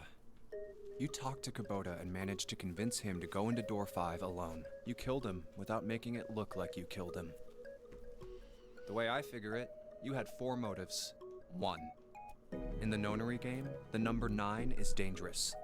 Whoever had the 9 bracelet could join whatever team they wanted. Adding 9 to any number doesn't change the digital root, which means that number 9 could do whatever they wanted. You wanted to remove that threat as soon as 2. You wanted the number 9 bracelet for yourself, so that you could make use of its power. In fact, you did use it in the murder of Nijisaki. 3. Even if his number hadn't been 9, Kubota was a problem. He knew your past. He knew what had happened 9 years before. You needed to silence him before he told anyone. 4. But last, and perhaps the most disturbing, you used Kubota as a test. You wanted to know how serious this nonary game was. Was it truly life or death, or simply a harmless prank? You convinced him to break the rules so you could see what would happen. That was why you killed Kubota. But he was only the first. Next was While everyone was off looking for the missing parts for the Reds, you ran into Nijisaki near the big hospital room. However, because of your prosopagnosia, you didn't realize he was Nijisaki, chiefly because, when you met him, he was dressed like Snake. That was why you thought Nijisaki was Snake. No, that's not... Why? How did... I'll get to that. Anyway, you thought he was Snake. Snake was one of the kids in your experiment 9 years ago. You remembered him because he was the blind kid, but his presence made you think. Snake was one of my subjects 9 years ago. He probably hates me. But if that's true, why isn't he saying anything? Is he keeping quiet because he can't see? Or perhaps he's working with Zero to get revenge on me. Whatever the reason, anyone who knows my past is a threat. Before he tries anything, I need to get rid of him. Junpei ist Intellekt klug. That was when you decided you had to kill him. The murder weapon was Kubota's bracelet. You just waved it over the Red. verified your own number, and then grabbed Nijisaki's arm and forced it over the scanner panel. When Gottjump is smart. Then, Auch ein blindes Huhn findet mein Korn. when the door opened, you kicked him in. 9 seconds later, the door... And then 81 seconds. And poor Nijisaki was dead. And you mean to say... Sorry to disappoint you, but I'm as good as new. Thank you for killing the wrong man, but I can't say I like knowing that you wanted me dead. Although, to be honest, even if you hadn't tried to kill me, I would still hate you very much. Well, I wouldn't blame you. Alle hassen Ace. Last but not least, let's talk about Musashido's death. When Clover and I were investigating the chart room, you came over to talk to me. Do you remember what you said? Oh, a pocket watch. Might I take a look at it? I handed it to you, and you left the room. You had been in charge of the Nonary project. Of course you would have known the solution to every puzzle, which would mean that you also knew how to get out of the wheelhouse. All you had to do was place the watch in the indentation on the door to unlock it. With the door open, you could enter the captain's quarters. Musashido was there. Conveniently placed next to him was an axe that practically begged you to kill him with it. You picked up that axe and buried the blade deep in the other man's chest. One blow was all, and then you returned to the chart room as if nothing had happened.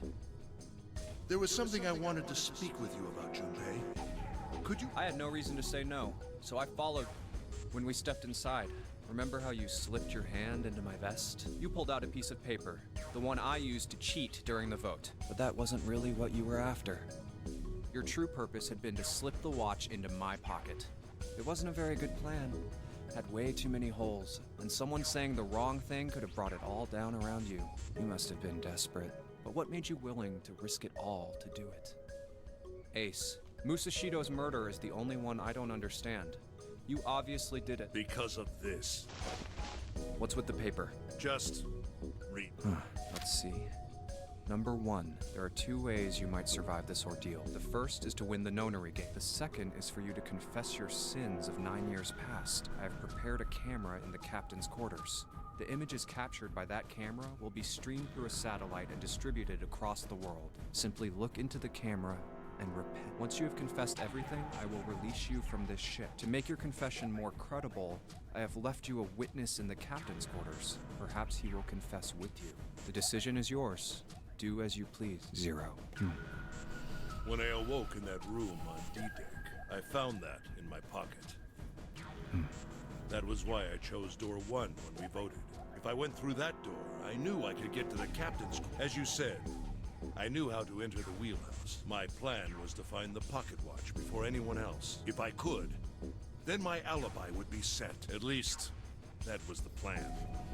Genau, nicht für irgendwelche spicy OnlyFans-Videos. Unfortunately for me, you got to it first. That sleight of hand was the best I could manage on short notice. You meant to kill him from the beginning then?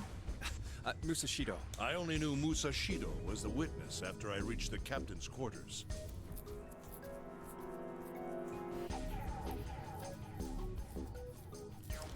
Yeah? I asked him, and he answered. He seemed groggy. Perhaps he had only just awoken from sedation. I suppose Nijisaki was in much the same state. He seemed confused and disoriented when I encountered him. But yes, you are correct. I intended to kill him from the beginning, even though I didn't know who he was. I proceeded to the captain's quarters in order to remove this so-called witness. Ace, you figured it out, haven't you? You were being manipulated. Yes, so it would seem. I was little more than a puppet, in many ways. Everywhere I went, everything was already prepared. The Reds in the large hospital room were dismantled. Nijisaki was dressed like Snake. There was an axe in the captain's quarters. Musashido was delirious from the anesthetic, so he couldn't fight back. So, Ace was, back in the day, the bad guy who kidnapped a lot of children. And and made Akane die in a horrible, horrible fire. And yeah, in another ending, the safe ending, we basically get to know that Ace is a villain. Nijisaki as well. In retrospect, I can't understand how I could have fallen into such a simple trap. But yes, this was a trap. It was Zero's trap. And I fell for it, hook, line, and sinker. I did everything he wanted me to do. Yeah.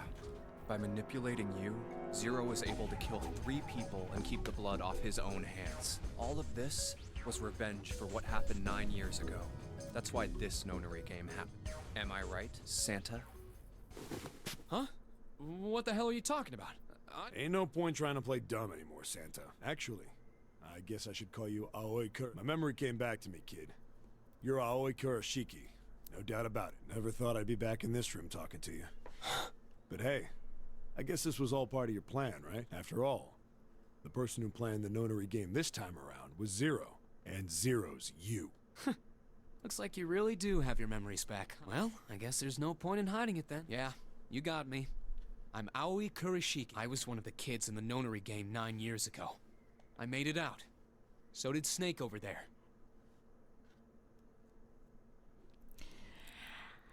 The second and the third game makes it even more complicated. But there's one thing... No, I guess there's 2 things you got wrong. Number 1, I ain't Zero. What? Wait, what? Sure, I was helping Zero out, but I'm really more of an assistant, like a secretary. But an assistant's only an assistant. I didn't come up with all this. Wanna know who real Zero is? Without him saying it first? All I did was follow Zero's orders. Then, if you're not Zero, who is? Calm down there, Junpei. Didn't I say 2 things? You made one more mistake. Junpei, you just said, all of this was revenge for what happened 9 years ago. That's why this Nonary game happened. But that's not it. Revenge isn't the only purpose. There's another reason you guys are playing the Nonary game. To save someone. Save someone? Right. You were brought here to help my sister, to save Akane. What the hell are you talking about? Akane Kurashiki died 9 years ago in this room. I was there. I saw... What? What the hell? Where's... Oh, my... 7! What the hell is going on? I don't know. I just... Oh! What was the Nonary Project? I'm sure you know already, but I'll tell you one more. It was a project designed to test a particular phenomenon. And what was that phenomenon? For 2 organisms to communicate with one another in the absence of physical contact. The morphogenetic field theory. Could human beings use these invisible fields to exchange information? That was what this experiment was conducted to determine. There were 2 separate locations. One was the Gigantic, and the other was a building in Nevada called The 9 children trapped in Building Q were faced with numerous puzzles, copies of identical ones on the Gigantic. They were told to send their answers into the morphic field set and transmit them to their brothers and sisters on the Gigantic. The transmitters were put in Building Q, and the receivers were put on the Gigantic. Each sibling pair was supposed to be split up, but there was a mistake. Akane was a transmitter. She should have been in Building Q. However, for some reason, she was placed on the Gigantic with the receivers, like me. Perhaps she was mistaken for someone who was supposed to be in Group A. Whatever the case, Akane ended up on the Gigantic. I think I've told you enough. You get it. I'm pretty sure you know where this is going, Junpei. Where what is going? Don't play dumb. You know things you shouldn't. Things you couldn't. How did you know Ace had prosopagnosia? How did you know why Ace wanted to kill Kubota and how Nijisaki was killed? Were you surprised when you found out Ace was Hongo? And what about the coffin Snake was trapped in? How the hell did you open it? Well, that's... He knew because I knew. Junpei was receiving information that I sent to him through the morphic field set. It's simple, really. How do I know the alternate future then? Imagine a river that splits into like an upside down epsilon. The river flows from the top to the bottom from a single stream into two branches. It only flows in one direction. It can never flow backward. Information is the same way. It moves from the past to the future, but never flows backward.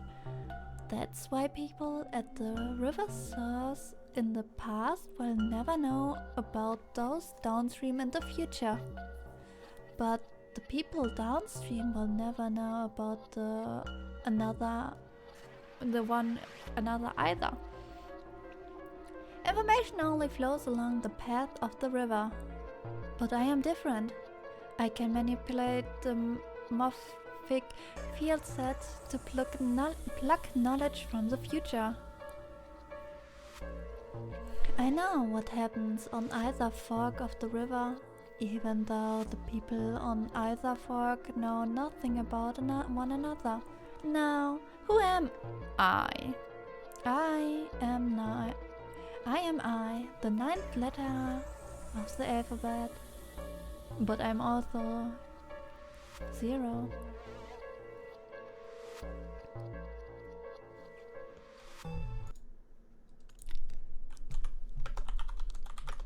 Oops. Hi, Nessie!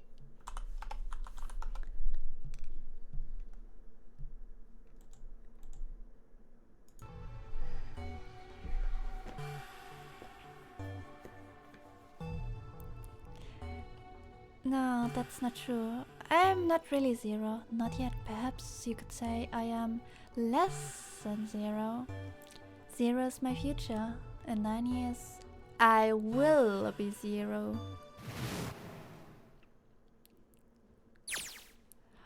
Ich spiele zum zweiten Mal und mein Mind ist blown teilweise mit dem Foreshadowing und Spiel es, wenn du es in einem Save auf Steam findest. It's good stuff. Where did you go? June? No, Akana. Where did you go? Santa! Oh shit. Freeze.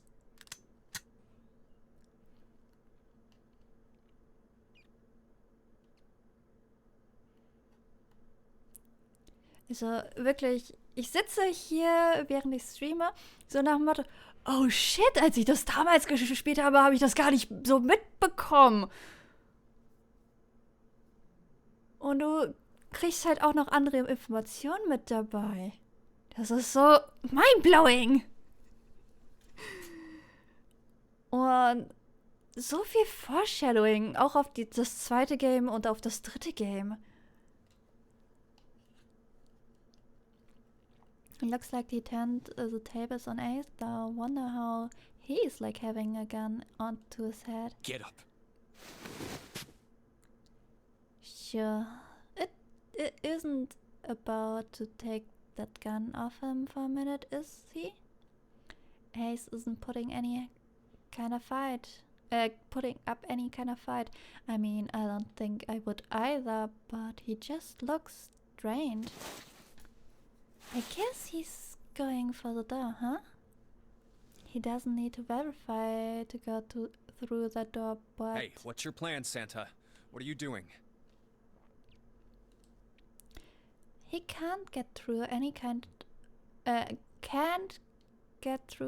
numbered doors with just 2 people. What the hell is he thinking? Didn't I tell you? I'm Santa Claus. It's time for me to go make a wish come true. That's it? That's all he gonna give us? What the hell does he even mean? Shit, they're out.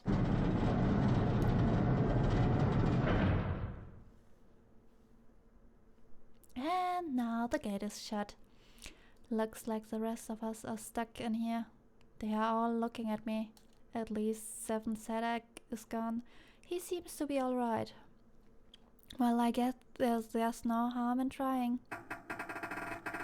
Let's see if this door still opens. Damn! Well, it looks like this door isn't opening anytime soon. You mean we're trapped? So it would seem. What the hell is Santa trying to do? Oh my gosh! Oh my gosh, what? Have you considered where we are? There can really only be one thing Santa would do now. No, you can't be serious. Oh, but here's shit. We've got to do something. Maybe we still can get out through the door 9. There's the red. Yeah, alright. We can do this. I've just got to... No, it's not gonna work. There's no way. The 5 of us can't open this door. 2 plus 4 plus 5 plus 7, 8. Is there any combination that works? Junpei, can I borrow your pen and notebook? Sure, why not? I don't think I'm going to need them ever again. Well, she certainly looks purposeful. Looks like she's writing equations, a lot of them. Huh? Oh man, she doesn't look very happy. What? Hey, no need to be ripping pages out of like that. Gee. What the hell are you doing, Clover? Give me that! Alright, at least 7 got it away from her. Maybe now I can get a look what she was writing. Let's see. Huh.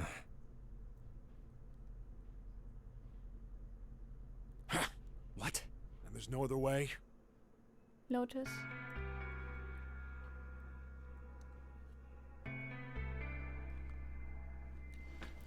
Looks like she'd figured it out though. Man, this is just too cruel. It's okay. Go. Lotus. Come on, you know we can't do that. Oh, don't give me that. I'm sure you'd love to get rid of me. We love you. We don't like your catty attitude, but we kinda like you more than Ace. God damn it, you idiot! Whoa, where the hell did that come from? Looks like she expected that about as much as I did. Without... if you're not...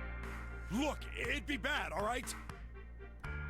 For a cop, he sure doesn't have much confidence. I guess I'd say to sacrifice her and her earlier. Dad? Yeah. If there weren't assholes like you around, I'd be out of a job. Uh-huh. Look, I'm just not leaving you behind, alright? End of story. 7. He's right. I'm not leaving you either. Me too. You didn't honestly think I'd abandon you, did you? You're all idiots. Act as tough as you want, Lotus. We all can see you're about to cry. That being said, however... Nah, Lotus is married. However...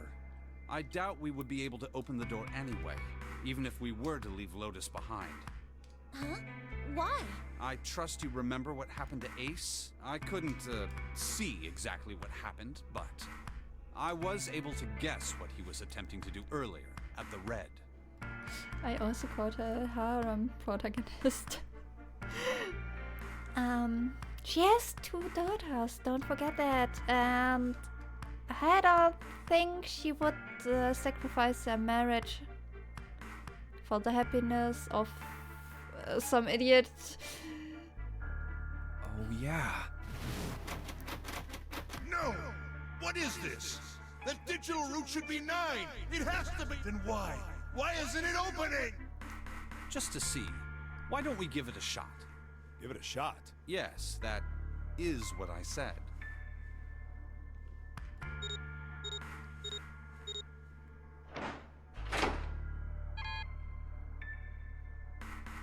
You were right. It ain't opening. But it did open 9 years ago. The digital route was 9 then, I'm sure of it. You think maybe they changed the settings? Perhaps. Shit, if we can't get through the door, we can't get out.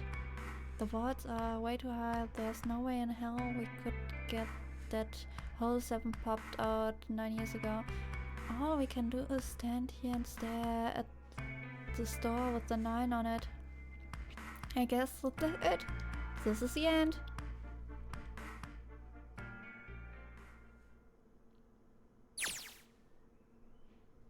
I was watching. I watched everything that was reflected in his eyes. I was listening. Every sound that vibrated in his eardrums I heard. Smell, taste, touch. I felt everything he felt. I knew everything about him. What he was thinking, what he was feeling, what he was sensing. All of his feelings and worries and fears became mine. My mind, my consciousness was inside of him. Through the morphic field, we were resonant and we were as one. I was him. And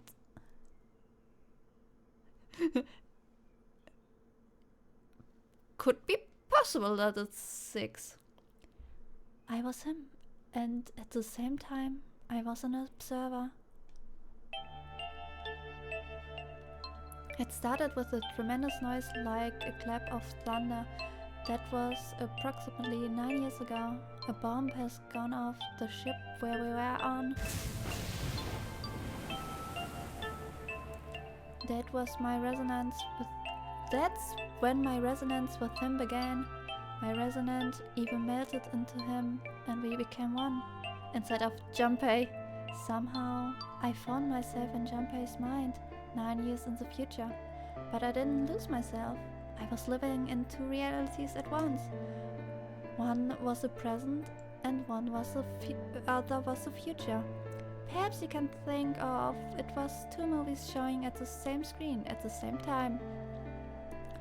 It eventually becomes difficult to separate them and determine which movie is which. However, I was able to focus on one or the other. So that was why I was able to grasp what was happening in front of me. Come on, over here! That was my brother, he was yelling. I followed him. Around me were 7 other children. They all looked like they were about my age. Come on, hurry up! We ran down a long straight hallway and burst into the large hospital room.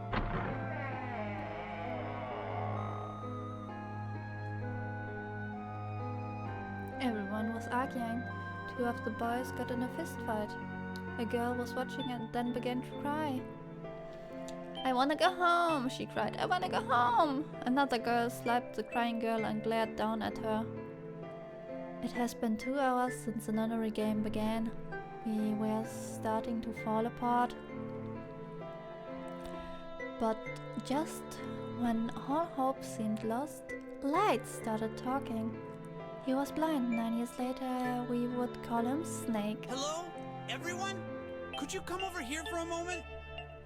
He was older than the both of us, and his voice had authority and dignity. The fights died down, and we gathered around him. I have a little sister. She is very important to me. Right now, she is over in Building Q, and is desperately trying to send information over to me. Her name is Clover, and today is her 9th birthday.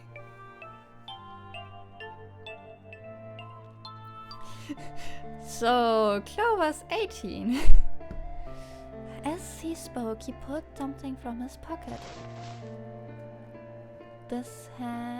In his hand were 9 four-leaf clovers. I was going to give these to her as a birthday present. I was outside picking them when I was abducted. I'm sure I've already told you, but I am blind. For a man who can't see, collecting 9 of a very specific plant is... well, it is difficult. But my sister means a great deal to me. And I hope that these would show her how much I cared for her since it's her 9th birthday. I thought 9 four-leaf clovers would be appropriate. Every one of you has a brother or a sister in Building Q with Clover. For their sake, we have to survive. We have to get off this ship.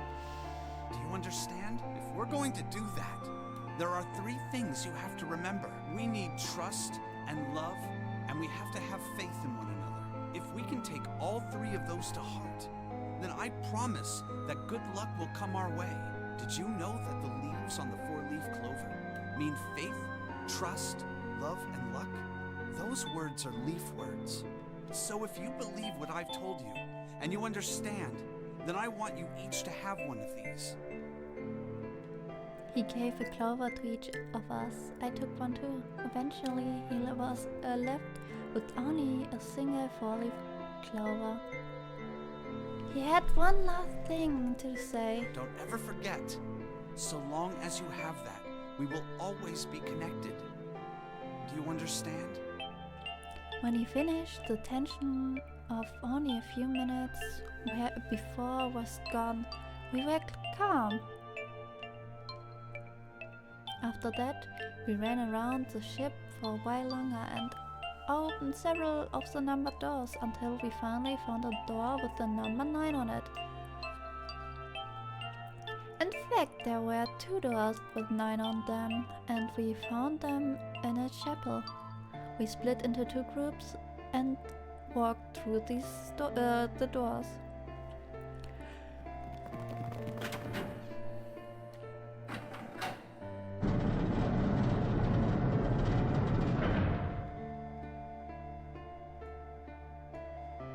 Before long, we all found ourselves in a room with a ceiling that looked like an upside-down funnel. For some reason, this room had only another number 9, but this time it was only 1. But if there's only 1, that means only 5 people could escape. What are we gonna do? There aren't any other doors! So we began to panic. Then, as things had not gotten bad enough already, Warning. Warning. Emergency Incineration Command has been acknowledged. Automatic incineration will take place in 18 minutes. Please evacuate the incinerator immediately. Repeat. Emergency Incineration Command has been... What? What's happening? What did that thing say? That didn't sound good. my brother Aoi swallowed hard and answered. I think it means this room is gonna burn. Burn! The plaque on the door says incinerator, and that voice said that the incineration is about to start. And incinerate means to burn. No! Help me! Abject terror filled the room as everyone began to scream and cry. Every pair of eyes were filled with despair. Then, high up on the wall, a door opened and a man appeared. He was huge, frightening mountain of a man, as large as a bear. 9 years later, we would call him 7. Don't worry, kids, I'm not your enemy. I'm one of the good guys. I'm a detective. I'm here to rescue you.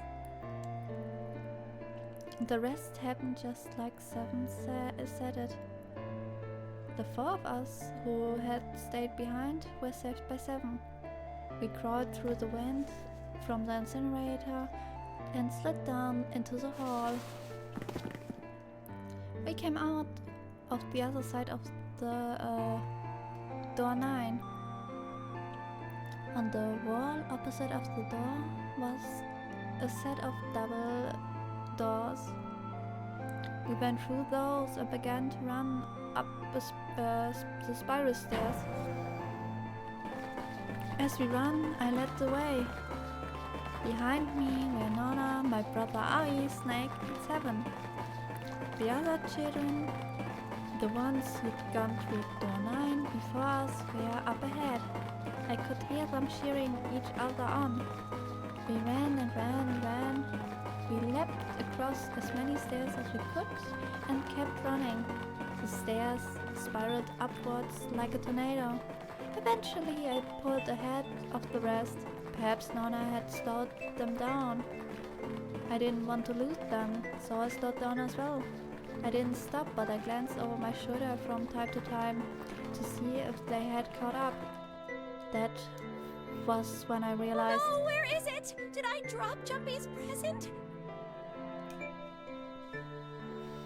I knew I had it with me when we passed through the vent.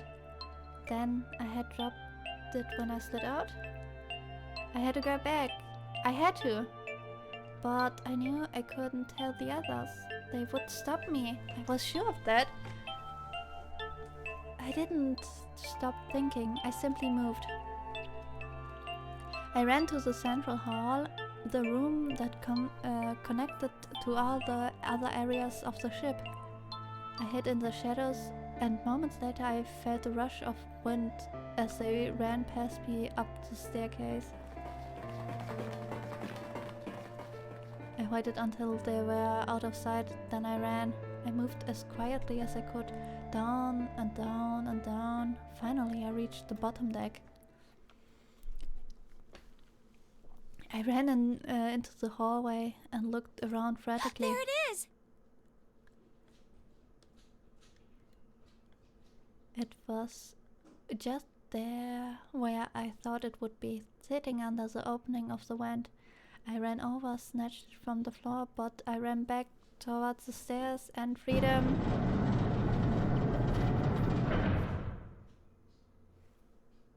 The door of the incinerator opened and a man stepped out. It was Hongu. Gentaro Hongu. 9 years later, we would call him Ace. Ah, how wonderful to see you decided to come back. His smile made my blood run cold. It looked mechanical, as someone had simply pulled up the corners of his mouth. Come with me. We must continue the experiment.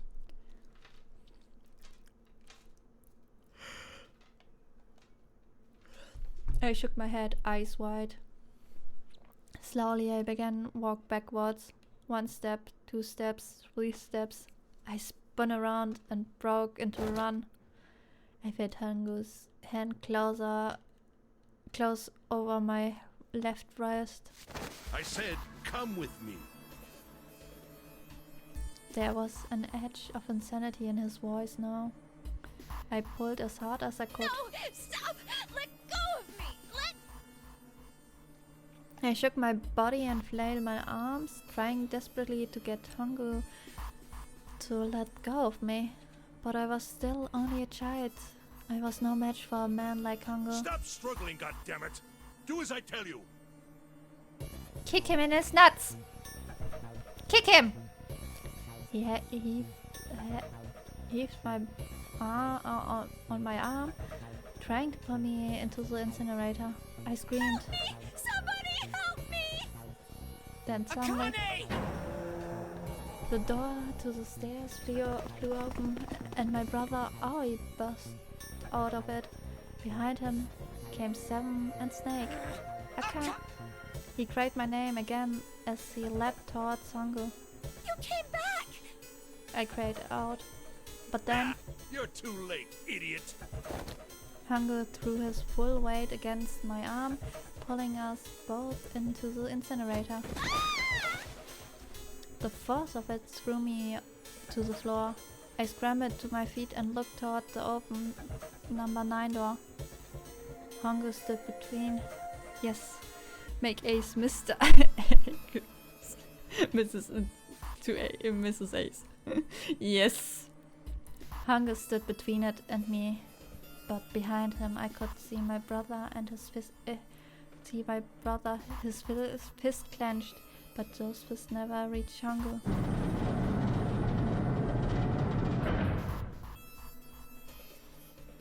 With the cold, heartless screech of metal on metal, the door slammed shut. Hongu glanced at me mechanically, his face registered, registering that there was an object there, but not anything he would consider a human being. Then he turned away and walked to the red and sat next to the door. He reached into his pocket and removed 2 bracelets. He waved them both over the scanner panel. 2 asterisks appeared on the red. He checked the screen, then tossed the bracelets carelessly onto the floor. What was he doing? What was the point? He made no effort to explain himself. Of course, he said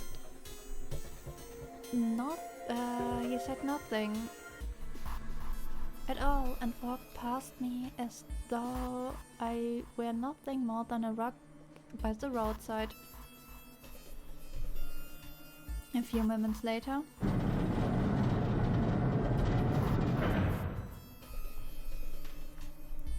the other 2 doors slid shut as well.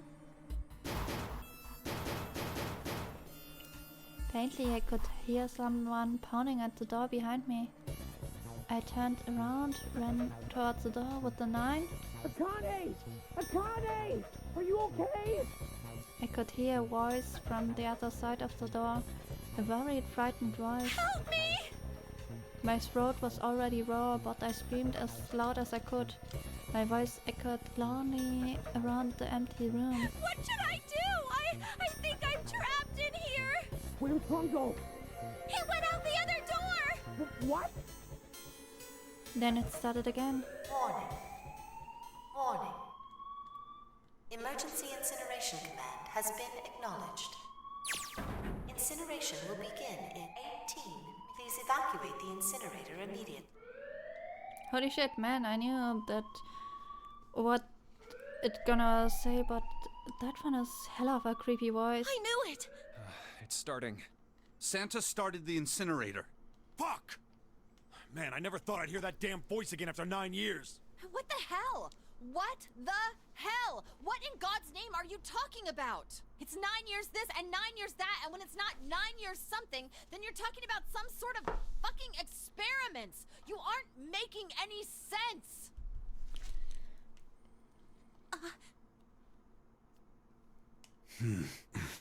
I'm sorry, Lotus, but we really don't have time to explain it right now. I promise, I'll tell you everything once we get out of here. But... Incineration will begin in 17 minutes. You know what that means, right? Incinerate means burn! What kind of idiot do you think I am? I know what incinerate means. Well, god damn it! Okay, I won't ask anything else. Talk about whatever you want, but you have to do something for me. 7, figure this out. What? Why me? Just shut up and stop this thing! How the hell? There has to be some sort of emergency shut up. There isn't anything like that. How the hell do you know? Because I looked for it 9 years ago. Yeah, Lotus isn't happy about that. Can't really blame her. Wait. The floor, it's moving.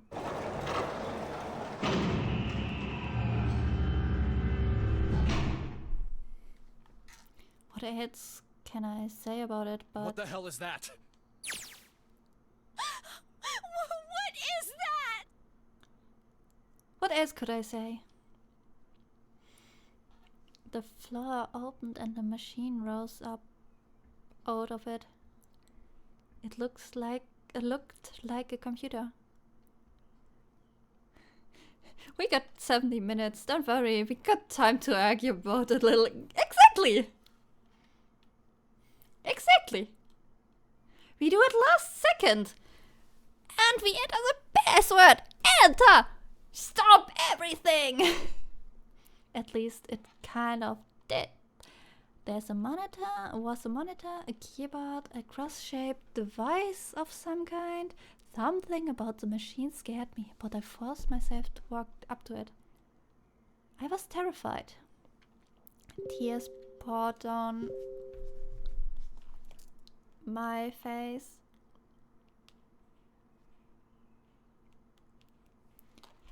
I wiped them off, even as more took their place, and forced myself forward. Finally, I reached it. I looked at the screen. It was blank.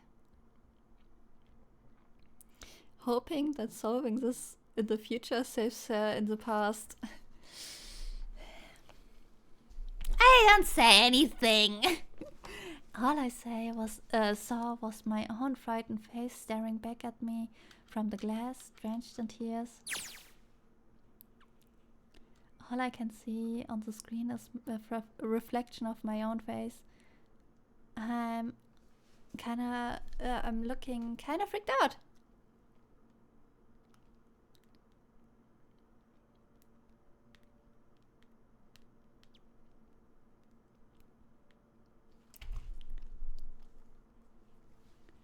Now I'm sweating like crazy, but seeing it kinda drives it home. Okay, Junpei, just calm down, alright? Everything gonna be okay.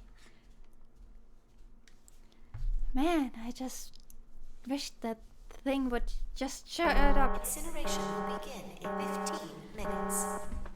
Der hat 2 Minuten auf dem... He watched it for 2 minutes. Straight up 2 minutes. Alright, back to this thing. If it's only showing up now, then it's gonna be important. But what the hell am I supposed to do with it? Huh. Hey, move! Hey, we are all tense, lady. That doesn't mean you get to go shove people around. It's turned on. There's nothing on the screen, though.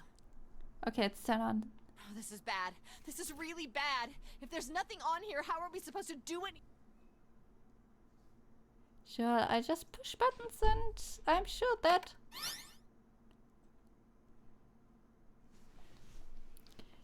Junpei, get your shit together. Huh? Well, that's at least... It's at least on now. What's on the screen, though? What is this? What's up? It looks like some sort of puzzle. It's got a bunch of numbers and letters scattered across a 5x5 grid. The numbers range from 1 to 8. Do you think that if we solve this puzzle, the incinerator will stop? Yeah. Well, we can hope, right? Alright, puzzle, how do you work? Oh man, that goddamn voice again. Incineration will begin 13 minutes. Yeah, wieder! They wasted 2 minutes again! Shit, 30 minutes. Can we really do this? My heart feels like it's gonna pop. My heart was pounding like it was about to explode. I stared at the puzzle on screen. I was sure that I had to solve it somehow, but I had no idea how. My connection to Junpei has been gone for a while. His mind was gone. I couldn't get any more information from him. I felt the second tick by as I stared at the screen, completely lost. My cheeks felt hot as tears poured over them. Then I heard a voice. Hey, what are you doing? It was muffled. Then I turned around. Pressed against the window in the entry door was a face, a frightening, evil face. It was Hongo. How long had he been watching me? Oh, don't know what to do. He was yelling, but his voice was still muffled. It's simple, really. But I suppose I might as well tell you. Just solve the puzzle on that machine.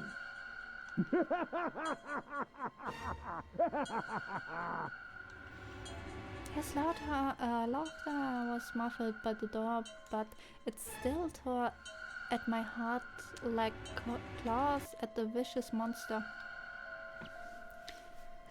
I bit my lip and glared at Hongo, struggling to hold back hot tears. You're a terrible person!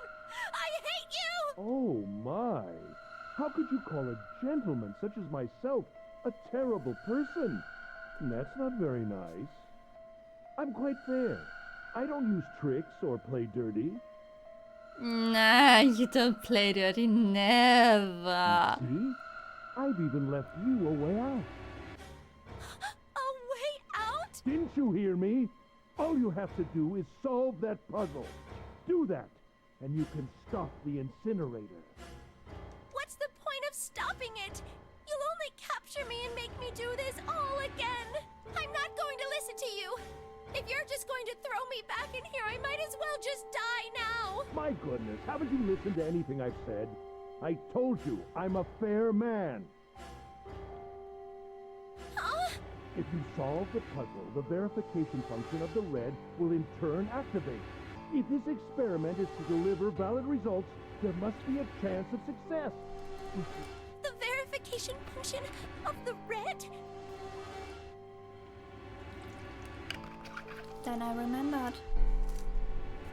Before we left, he had scanned 2 bracelets into the red. Ah, so you do remember. Right now there are 2 numbers in the red.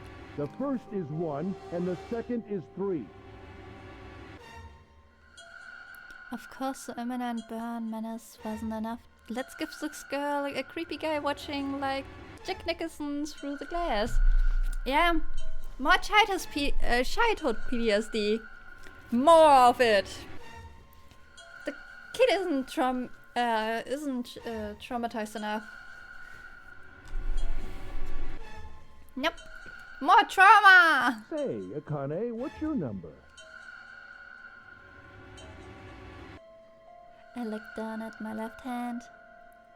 The face on my bracelet showed a 5.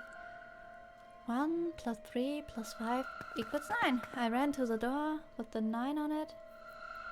I grabbed the red, put my hand against the scanner.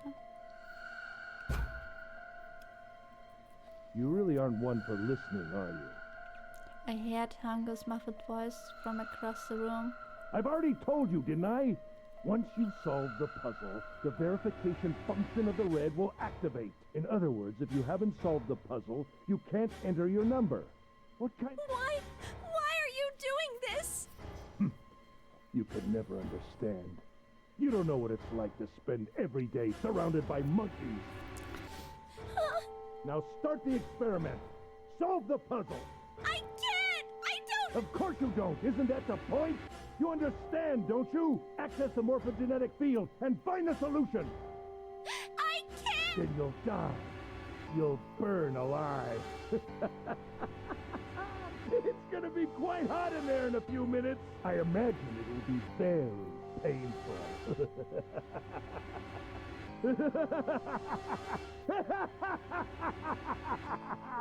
He lost his marbles. His horrible laugh echoed across the room, and even after his face disappeared from the window, I could hear it. Incineration will begin in 10 minutes. I was crying, great gulping sobs broken by hiccups that shook my body. I was terrified. I could feel my fear pressing down on me like a tremendous weight. Somehow I was forced my shaking legs to carry me back to the device. I stared at the monitor. I can't! I just can't! There's no way! I can't figure this out! What was I going to do? I didn't know. Didn't know. I didn't even know where to start.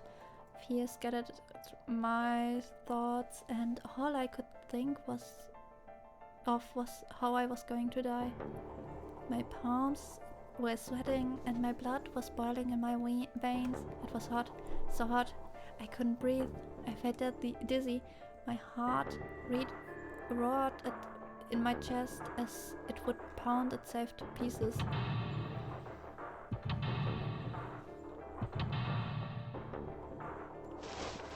I reached into my pocket, wrapped around my hand.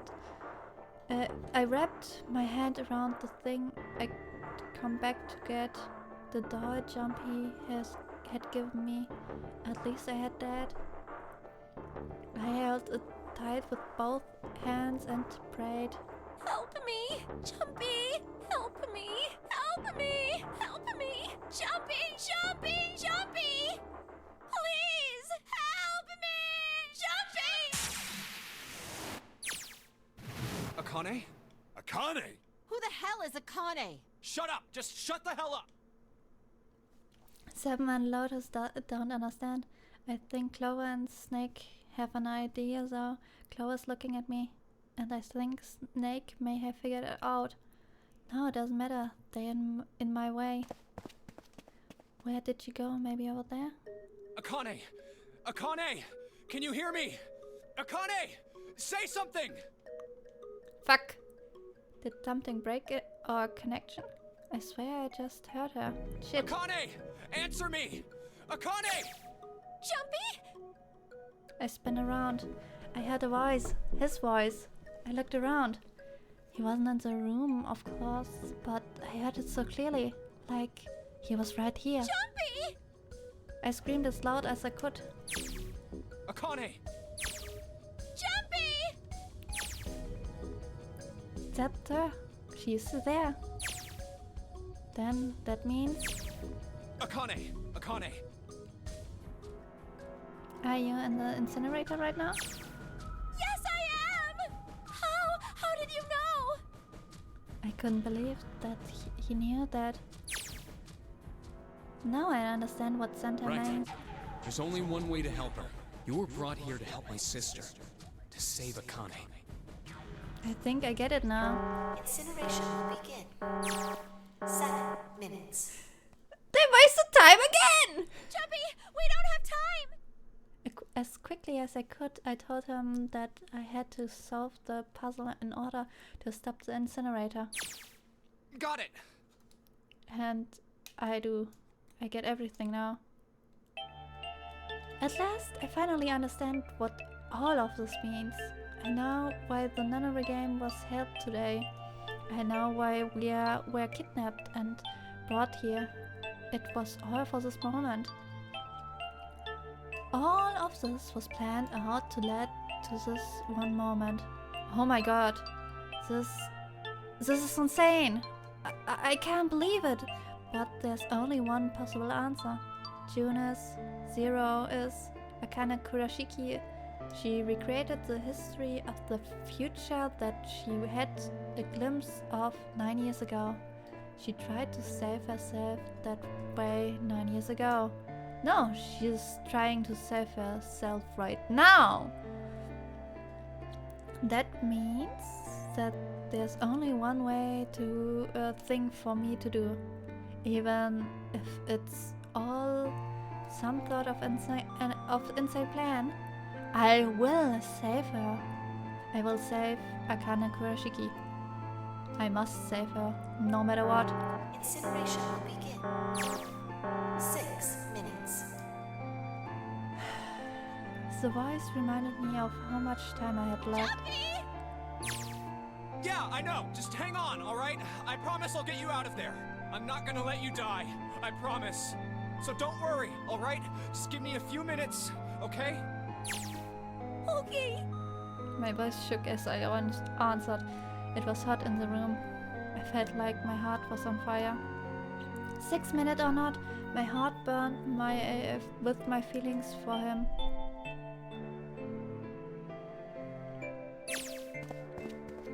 Alright, time to get to work, Junpei. Is Snake talking to them about something? Whatever, it doesn't matter. Get out of the way. Hey, what are you... Just trust me, okay? Sorry, Lotus. I didn't mean to snap, but there's a lot more at stake here than your pride. I apologize later, alright? Now let's have a look at this thing. We got numbers all over the grid. I think the panels are out of order. I just need to switch these out. Staring at it isn't going to accomplish anything. I just have to try it. Just think of what I did all those times before. I'm gonna do this on my own, with my own mind. I'm gonna solve this problem.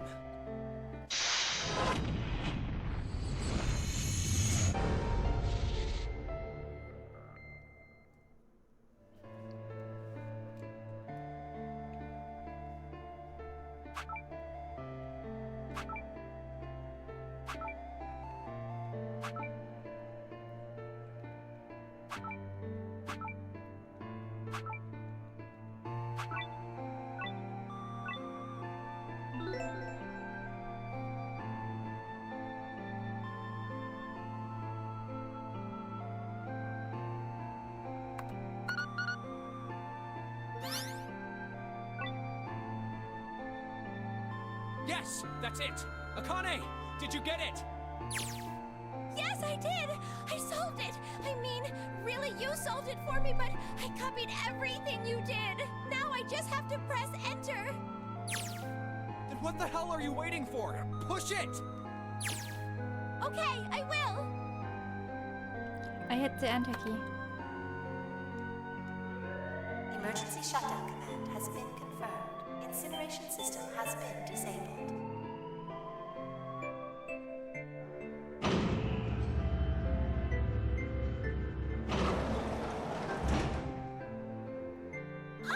John, it worked! It worked! The incinerator shut down!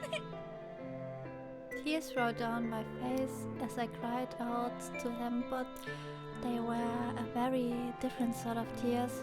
A wonderful feeling of accomplishment and relief flooded my body.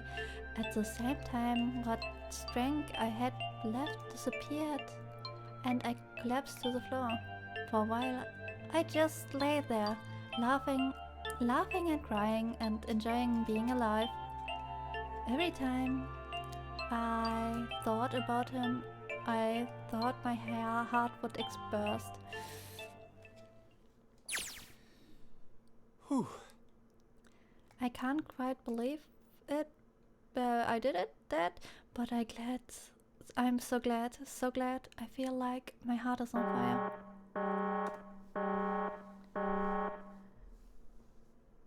No, I don't have time to be thinking about that kind of shit.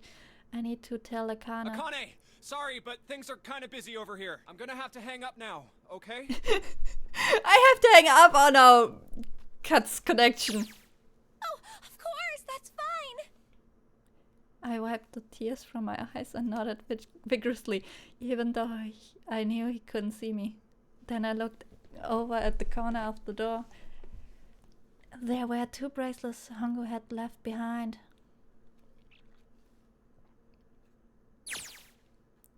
Now. Well, Seven and Lotus don't look particularly happy with me. Not a very nice look to give someone who just saved your lives, guys. Junpei, are you... Okay? Ah, shut it. Right, okay, maybe they have a reason to be pissed off. So, what if I haven't pressed the enter key yet? Alright, nothing holding me back now. Here it goes. Wait. Incineration will begin 90 seconds. What? It doesn't sound like it's... What the shit? Why isn't it stopping? Why?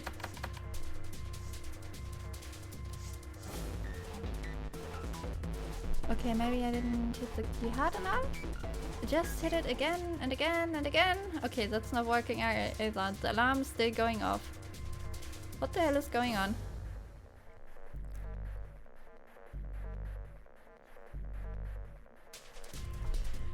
I've got all the right numbers in the right boxes. It's perfect. So why the fuck isn't this thing stopping? Incineration will begin 60 seconds. Wait, of course!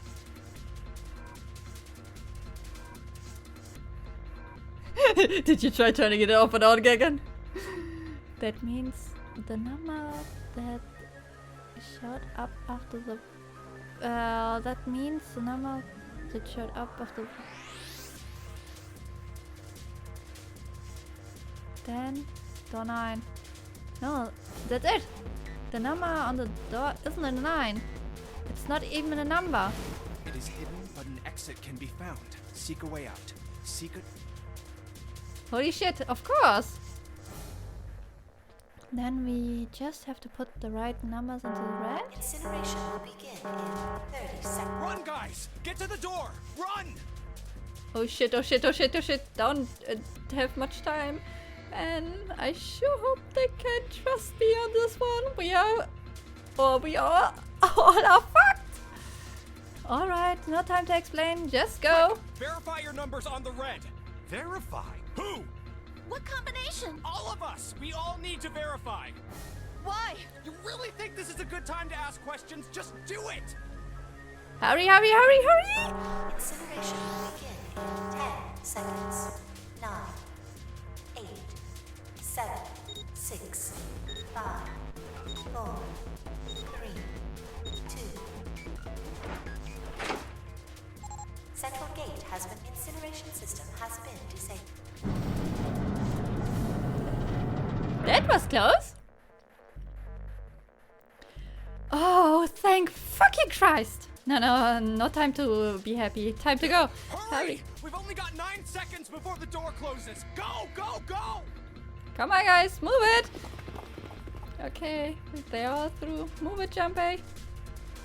Just the time.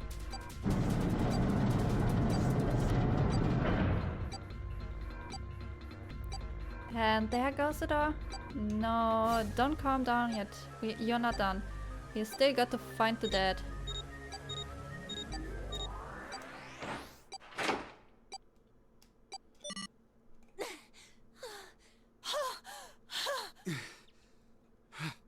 Shit. Looks like we made it, huh?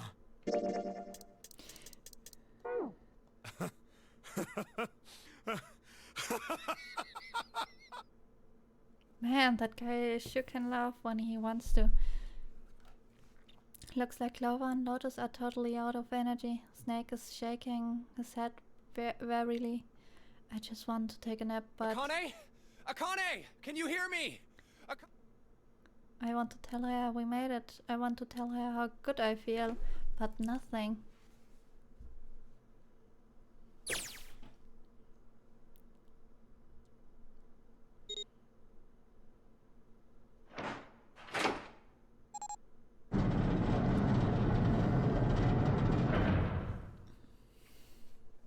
The door opened. Standing in front of it was my brother.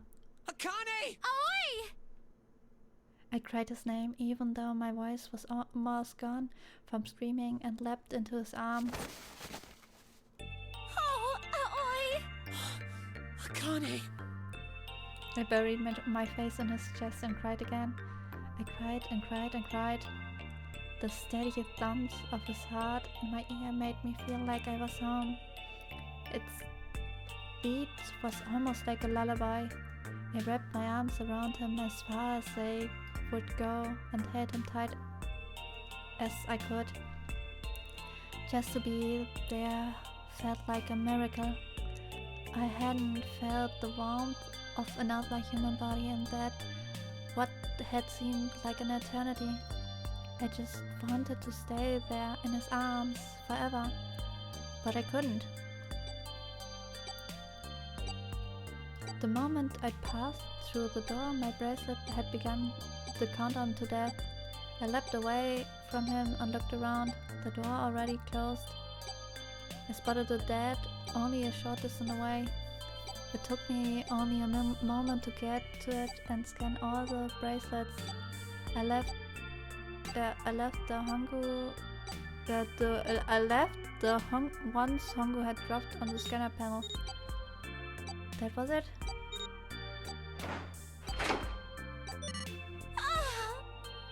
I took a deep breath and looked around again.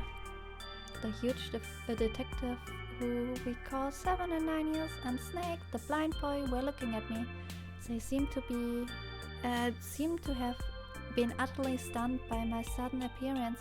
Their eyes were wide and their mouths were hung open. Alright, let's get out of here. If we don't book it, we might run into Hongo again. I was right. It was time to get that we got moving. The mention of Hongo seemed to just Seven and Snake out of the surprise, and they nodded. We took off running to the spiraling stairs of freedom.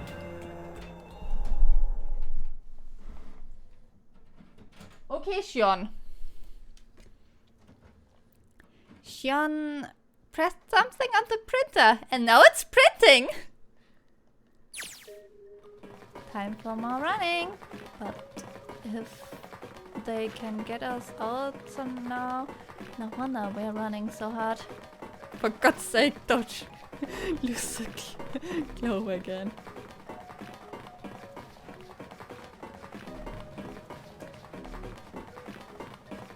For fuck's sake, Shion!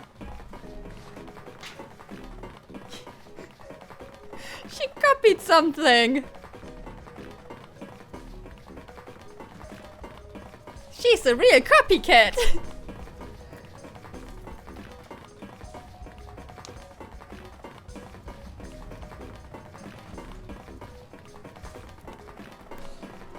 My heart is beating so hard I can barely hear. God, I can't wait to breathe really again. Huh? Is Seven talking? Hey Junpei, can I ask you something? What's up? That door, the one with the 9 on it. Why'd it open?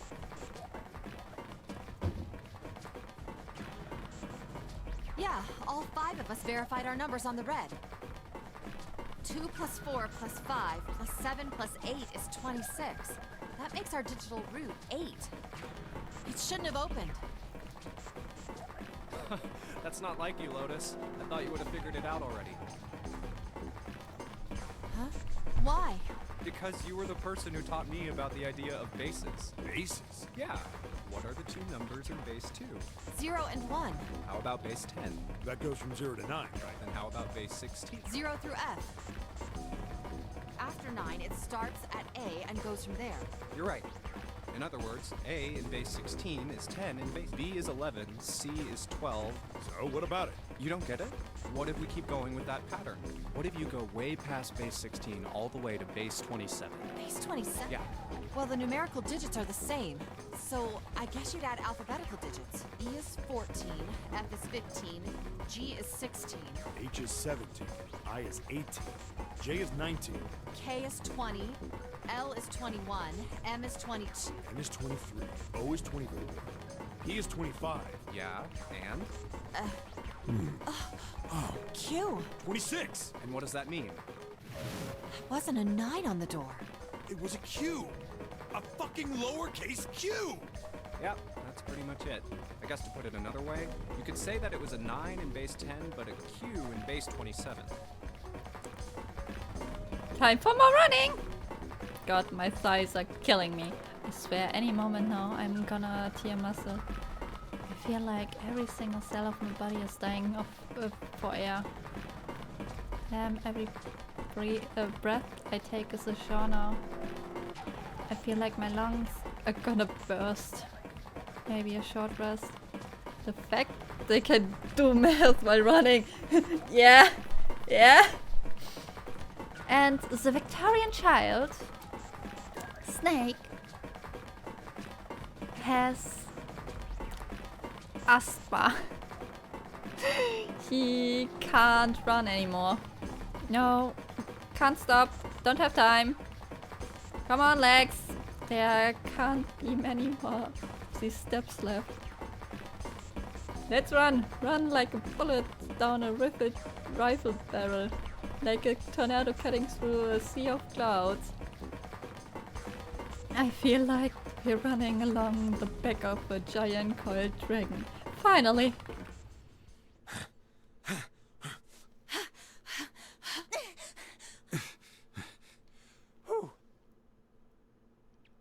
Jesus, I can barely breathe. No, Junpei, it's no time for rest. Pull yourself together. You're almost there. Alright, I'm gonna open it. Yeah. Yes, we're finally here. Please do. Sure, you look like a big heavy door, but you're the only thing standing between me and my freedom. But even more important than that, you're the only thing standing between me and Akana. You're gonna open, and you're gonna open now.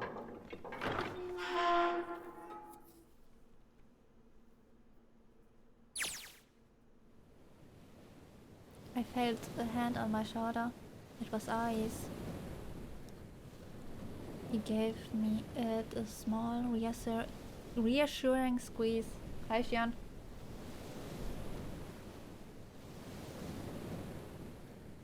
I was so happy. I felt like I could melt. My heart was at peace. Hi, Xian. Not only because my brother and I were back together again, thanks to the huge detective, all nine of us who had been kidnapped, we were finally able to escape from the gigantic.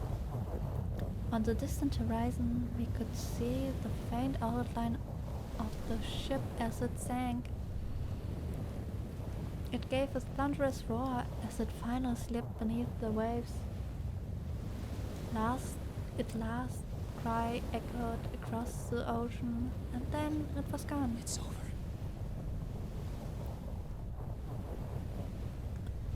Oh, he whispered. Yeah. It was over. It was finally over. Or was it? Was it really? No, that was wrong. That wasn't at all. I'm sure of it. This wasn't the end. It was only the beginning. It was only a prologue. What would happen in 9 years?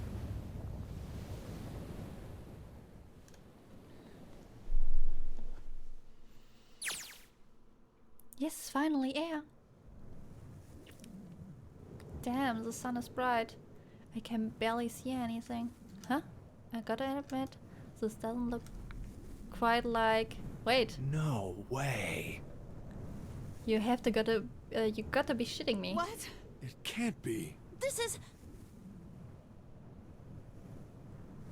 We are in Nevada! And the ship was never real. This is the building in the Nevada desert. The mock experiment building. Oh my god. This whole time we were in Building Q. Sure enough. That's a desert out there. With mountains and all around it. Hello there, son. Boy, am I ever glad to see you. I don't think I have ever been so happy to see a sunrise. Huh? Did I hear just something fall? Alright, her bracelets. I guess I've never got a good look at the underside of one of those. It probably was a lot easier than building another boat, yeah. Plus, the gigantic already sank. Let's see what's inside you. Just a little electronic chip like an ATM card? That's it. There's nothing else. Nothing that even looks like a detonator. There was never a detonator to begin with. Figures. Akane. Jumpy. Hey. Guess I must be pretty crazy about the girl if I think I'm hearing her voice in the wind.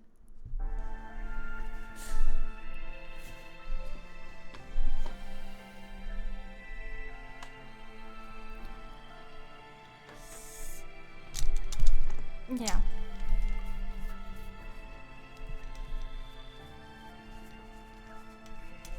So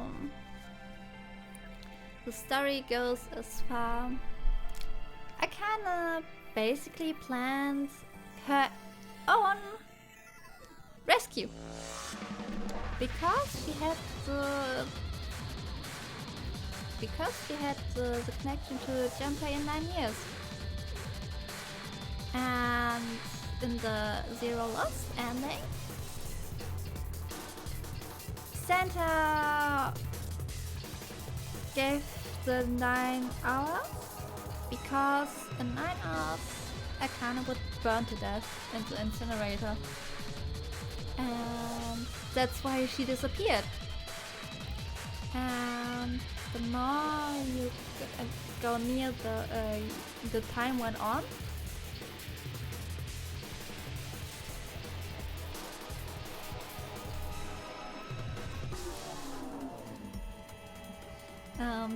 the more time went on, I kinda got more of a fever because she goes to her, gets more to her death.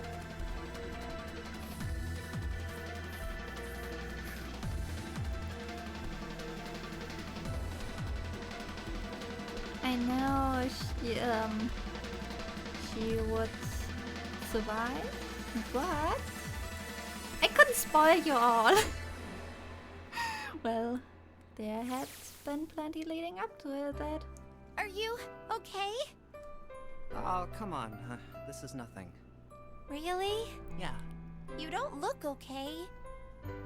It was just before the end of the elementary school. Jumpy and I were sitting next to each other on a small hill looking down at the town as the sun slowly set. How does it look then?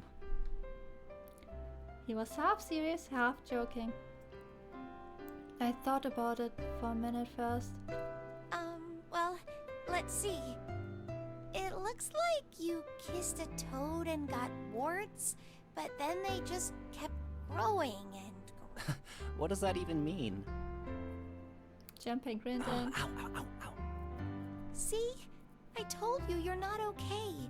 You're too reckless. You can't beat 5 8th graders, Jumpy. That's crazy. Yeah, but I couldn't just stand there. I mean, don't you think so? I had to do something.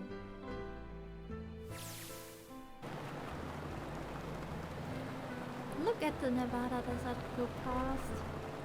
For an SUV, this thing has a pretty smooth ride. Sure. So he always was dense as a brick, yes. Sure was nice of something to leave it for us outside the building, keys in the ignition, gas in the tank, almost like it was a present, you know? Anyways, we jumped in and now here we are screaming across the desert. Lotus is all over the passenger seat. Snake and Seven and I are all squeezed into the back seat here. Still can't believe we let her drive. This is so fun! This is so awesome! Driving is so great when there's nothing around. And there's no speed limit. Hey, Clover, watch those bumps, all right? This car jumps even a little, and I think I'm gonna get crushed to death. Hey, shut it. I can't help if I'm big, all right? Suck it up. Why don't you drive, Seven? I'm a cop. I ain't gonna break the law. He doesn't have an international license. Yeah, but you could have sat in the passenger seat. Oh, hell no. There's no way I'm giving this seat up. And Clover, there's no need to slow down. Don't enable her! The car Santa and June are in should be somewhere down this road ahead of us. Yeah, I saw some fresh tire tracks going out. There's no doubt about it. Then we've got to hurry if we want to catch them, don't we? Sure thing.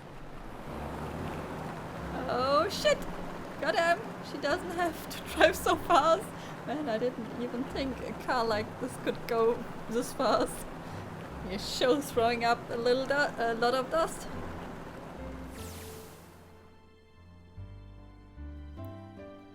It was a couple hours after we'd run into the junior high students.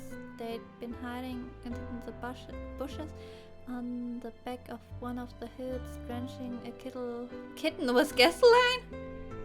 The moment we saw that they were going, Jumpy ran up to them furious. Hey, what the hell are you doing?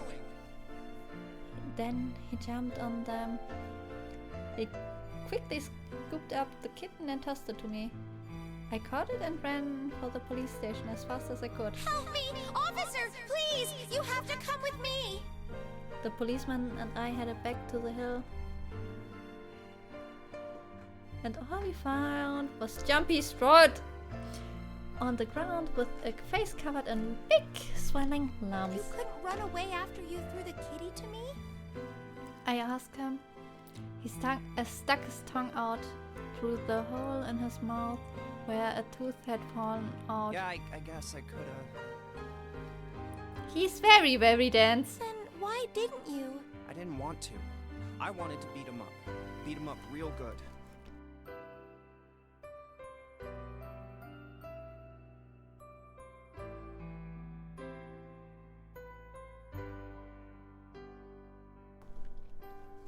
Because of what they were doing to the kitty. Yeah, that too, but I think they were the ones behind those murders our first semester, remember? Oh, you mean the bunnies? Yeah, the bunnies.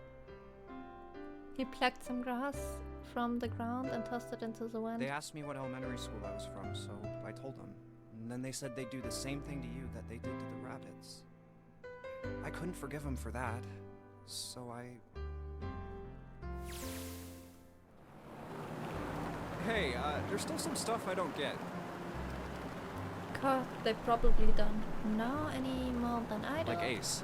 Well, guess I should say Kentaro Hongo. Why did he create the Nonary Project? Anybody? Any ideas? Why don't you ask him yourself? Well, yeah, I guess I could. He's still in the trunk, I assume? Yeah, he is. Still tied up, I'm assuming, with a small tape shot.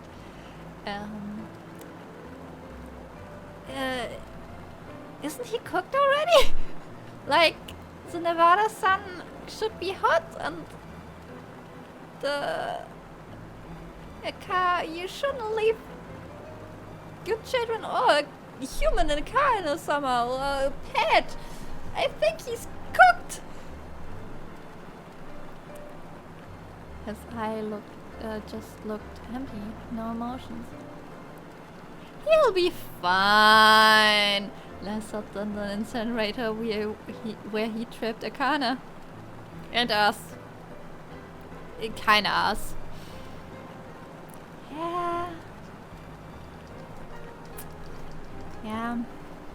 Well, he created the Nonary Project to help himself with his face blindness. He looks like he just gave up. I wonder if he even cares what happened to him anymore. Hey, were you listening to us? Yeah, go ahead and try to pretend you weren't, you old bastard. Let's get that tape off your mouth. Come on, I know you were. Answer me. Ace Pillet in his own juice. Yummy. You could at least look at me when you talk. When you talk, man. I only wanted to see the faces. Human faces. I thought if I could gain the ability to access the morphic field set by peering into people's minds, you could understand how they were. That's it? Yes. If you want to put it simply. But if you are looking for a more philosophical answer, you can supply that as well. Is that, you know, you could have tried the regular neurological way? That would be too easy. You see, the human collective consciousness... Blah, blah, blah. I think that's enough of you, poor pal. Time for the tape to go back on. Alright, so what's your second question? You said there were some things you didn't get, didn't you? Well, somebody's a little noisy. Well, my next question doesn't really have anything to do with you two. Well, the man. This is for you, Seven. It's about the whole Alice thing. What's the deal with that? Well, you see, 9 years ago, after I escaped from the Gigantic, just shove some computer chips up your brain, old murder man. Yeah, like the Neuralink. And it won't fuck up your brain or something. Nah, never. Neuralink from Elmore is the best thing ever. I kept going after Hongo on my own, hoping I'd catch him when he finally slipped up. During the course of my investigations, I learned a lot more about the Gigantic. I also found out about Bourdain and Alice. You're not really answering my question. Was there actually a girl who wouldn't melt at room temperature?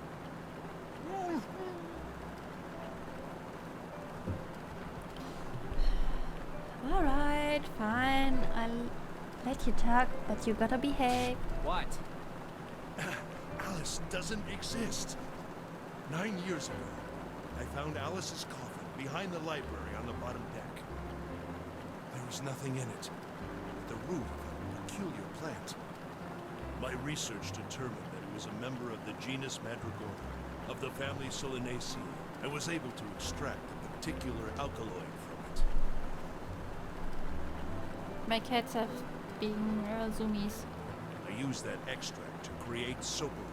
Its creation was a tremendous boon to my firm, and we grew rapidly. Shit is gonna go on forever. Tape goes back on, Hongo. The rest of my question can wait a bit. For now, I think I just enjoy the ride. Here, this is for you. What's this? This is for you, doll. His name is Junpei. Junpei pulled something out of his pocket and shoved out his arm toward me. In his hand was a doll made out of yarn, small enough to fit in his palm. Jumpy, are you sure it's, for you, doll? Huh?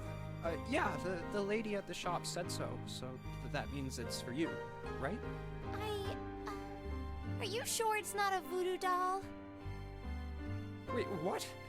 That's... Oh, man. Oh, man. Oh my... I love Junpei cutting Ace off. Yeah, that's the fun part. Well, it sure looks like a voodoo doll. I mean, you do know what a voodoo doll is used for, right? Yeah, I guess calling it Junpei isn't a very good idea then. Why are you giving me this anyway? It just seems really sudden. Well, you know how after June, we aren't gonna get to see each other too much? I mean, we're gonna be in different schools, and I just thought I'd, you know, Oh, okay, well, how about we call it June? Okay. So, I wanted to give you this. You sound like some sort of tribal chief in a bad movie. Yes. I, head of tribe. This doll, traditional charm of tribe. So I give this. It me. So we always... Oh, Jumpy. If something bad, then hold and pray. I go wherever you are. So here, take.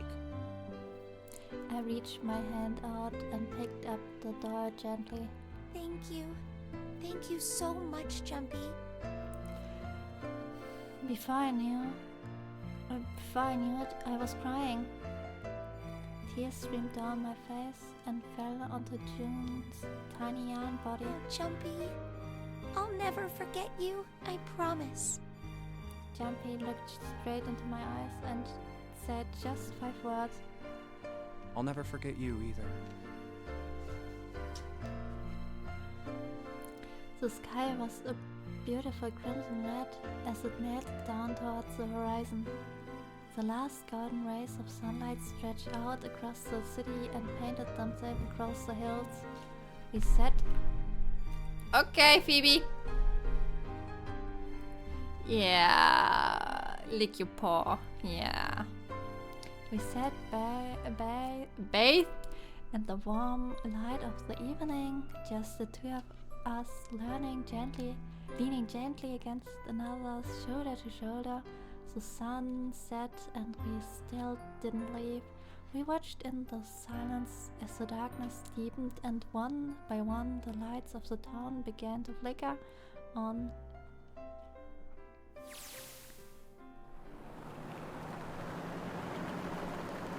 Yeah, but Junpei should look for medical help for that allergic reaction. No, he got beat up, not allergic reaction. There's still one thing I don't get. To be honest, it's the biggest mystery as far as I'm concerned, and also the only one that's really important. It has to do with June and Akana. 9 years ago, she died in the incinerator of the Gigantic. But she's still alive now as June. But how? Was it because I tapped into the morphic fields set and saved her 9 years ago? Alright, let's say that makes some kind of insane sense. If I did that, then how do I make sense of what Seven remembers? Snake makes sense. He's blind. He couldn't have seen her body anyway. But Seven, he said he was sure he saw it. Does that mean there's some kind of historical discrepancy? Oh wait, maybe that's not it after all. There's no other logical explanation. What, that you told me the truth, Gavin? You look satisfied. No, no way. He couldn't. Hey, look! Over there! There's somebody next to the road. Huh? What? Hmm?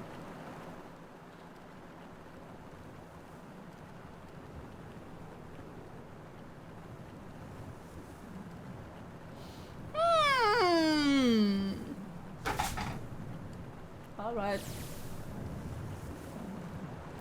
The burning gaze of the Nevada sun pounded down on her head.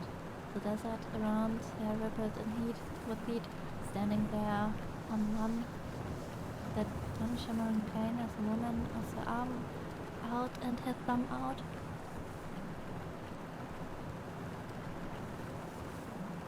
Yes! Yes, that's Alice. It would not be long before Junpei realized who she was.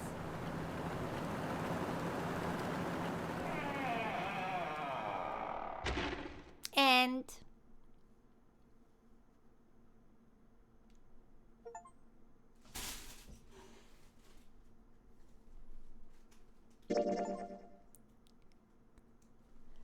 so Nevada is the only thing hot enough to melt her?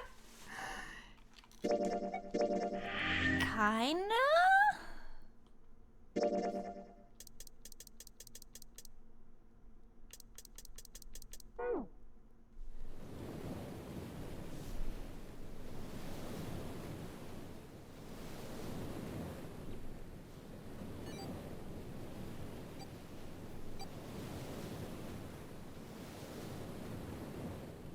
Melting would be mean. She's a puddle, reincarnated as a slime, if you will.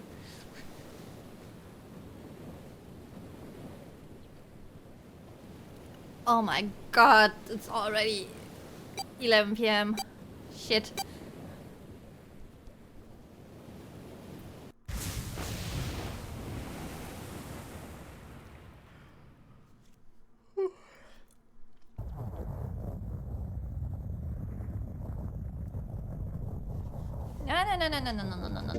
No.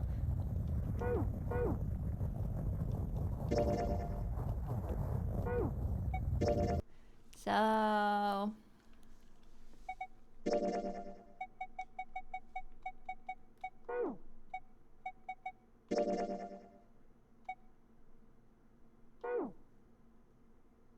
yes.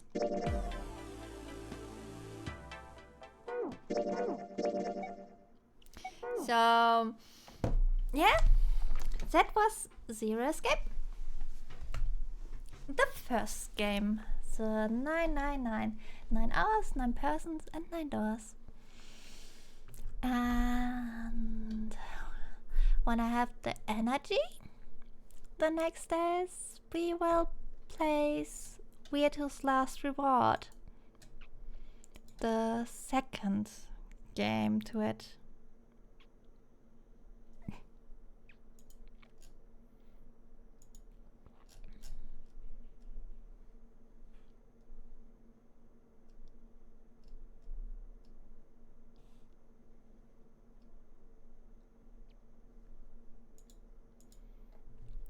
And I really recommend it to pick the game up when it's on a Steam sale, because it's a really good game series. It has many twists and turns, and around the first game you realize it's like, oh, look there, oh, this and that and what? And then when you go back like me, I played it a long time ago and it was the DS version, and I didn't play any not every ending, just the 2 endings that are needed for the true ending, the safe ending and the coffin ending. And the coffin ending brings you to the true ending if you did the stuff before right. Hi Xion. And then you don't see everything. And this was my first playthrough with all endings, and I don't fucking regret it.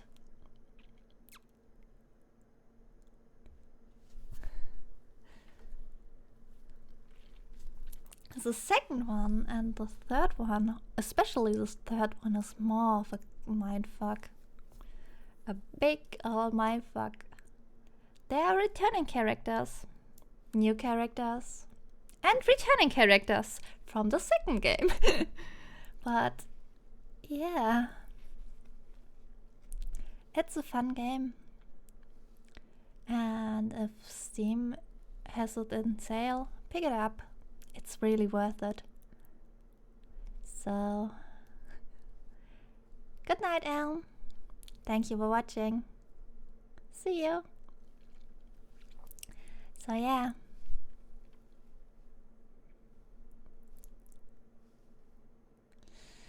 Yeah, me too, me too. We don't talk about my book, my book pile of shame right now. It's the same, it has same height as my game pile of shame. But yeah, thank you all for watching, and pile of opportunities. Thank you all for watching, and see you around.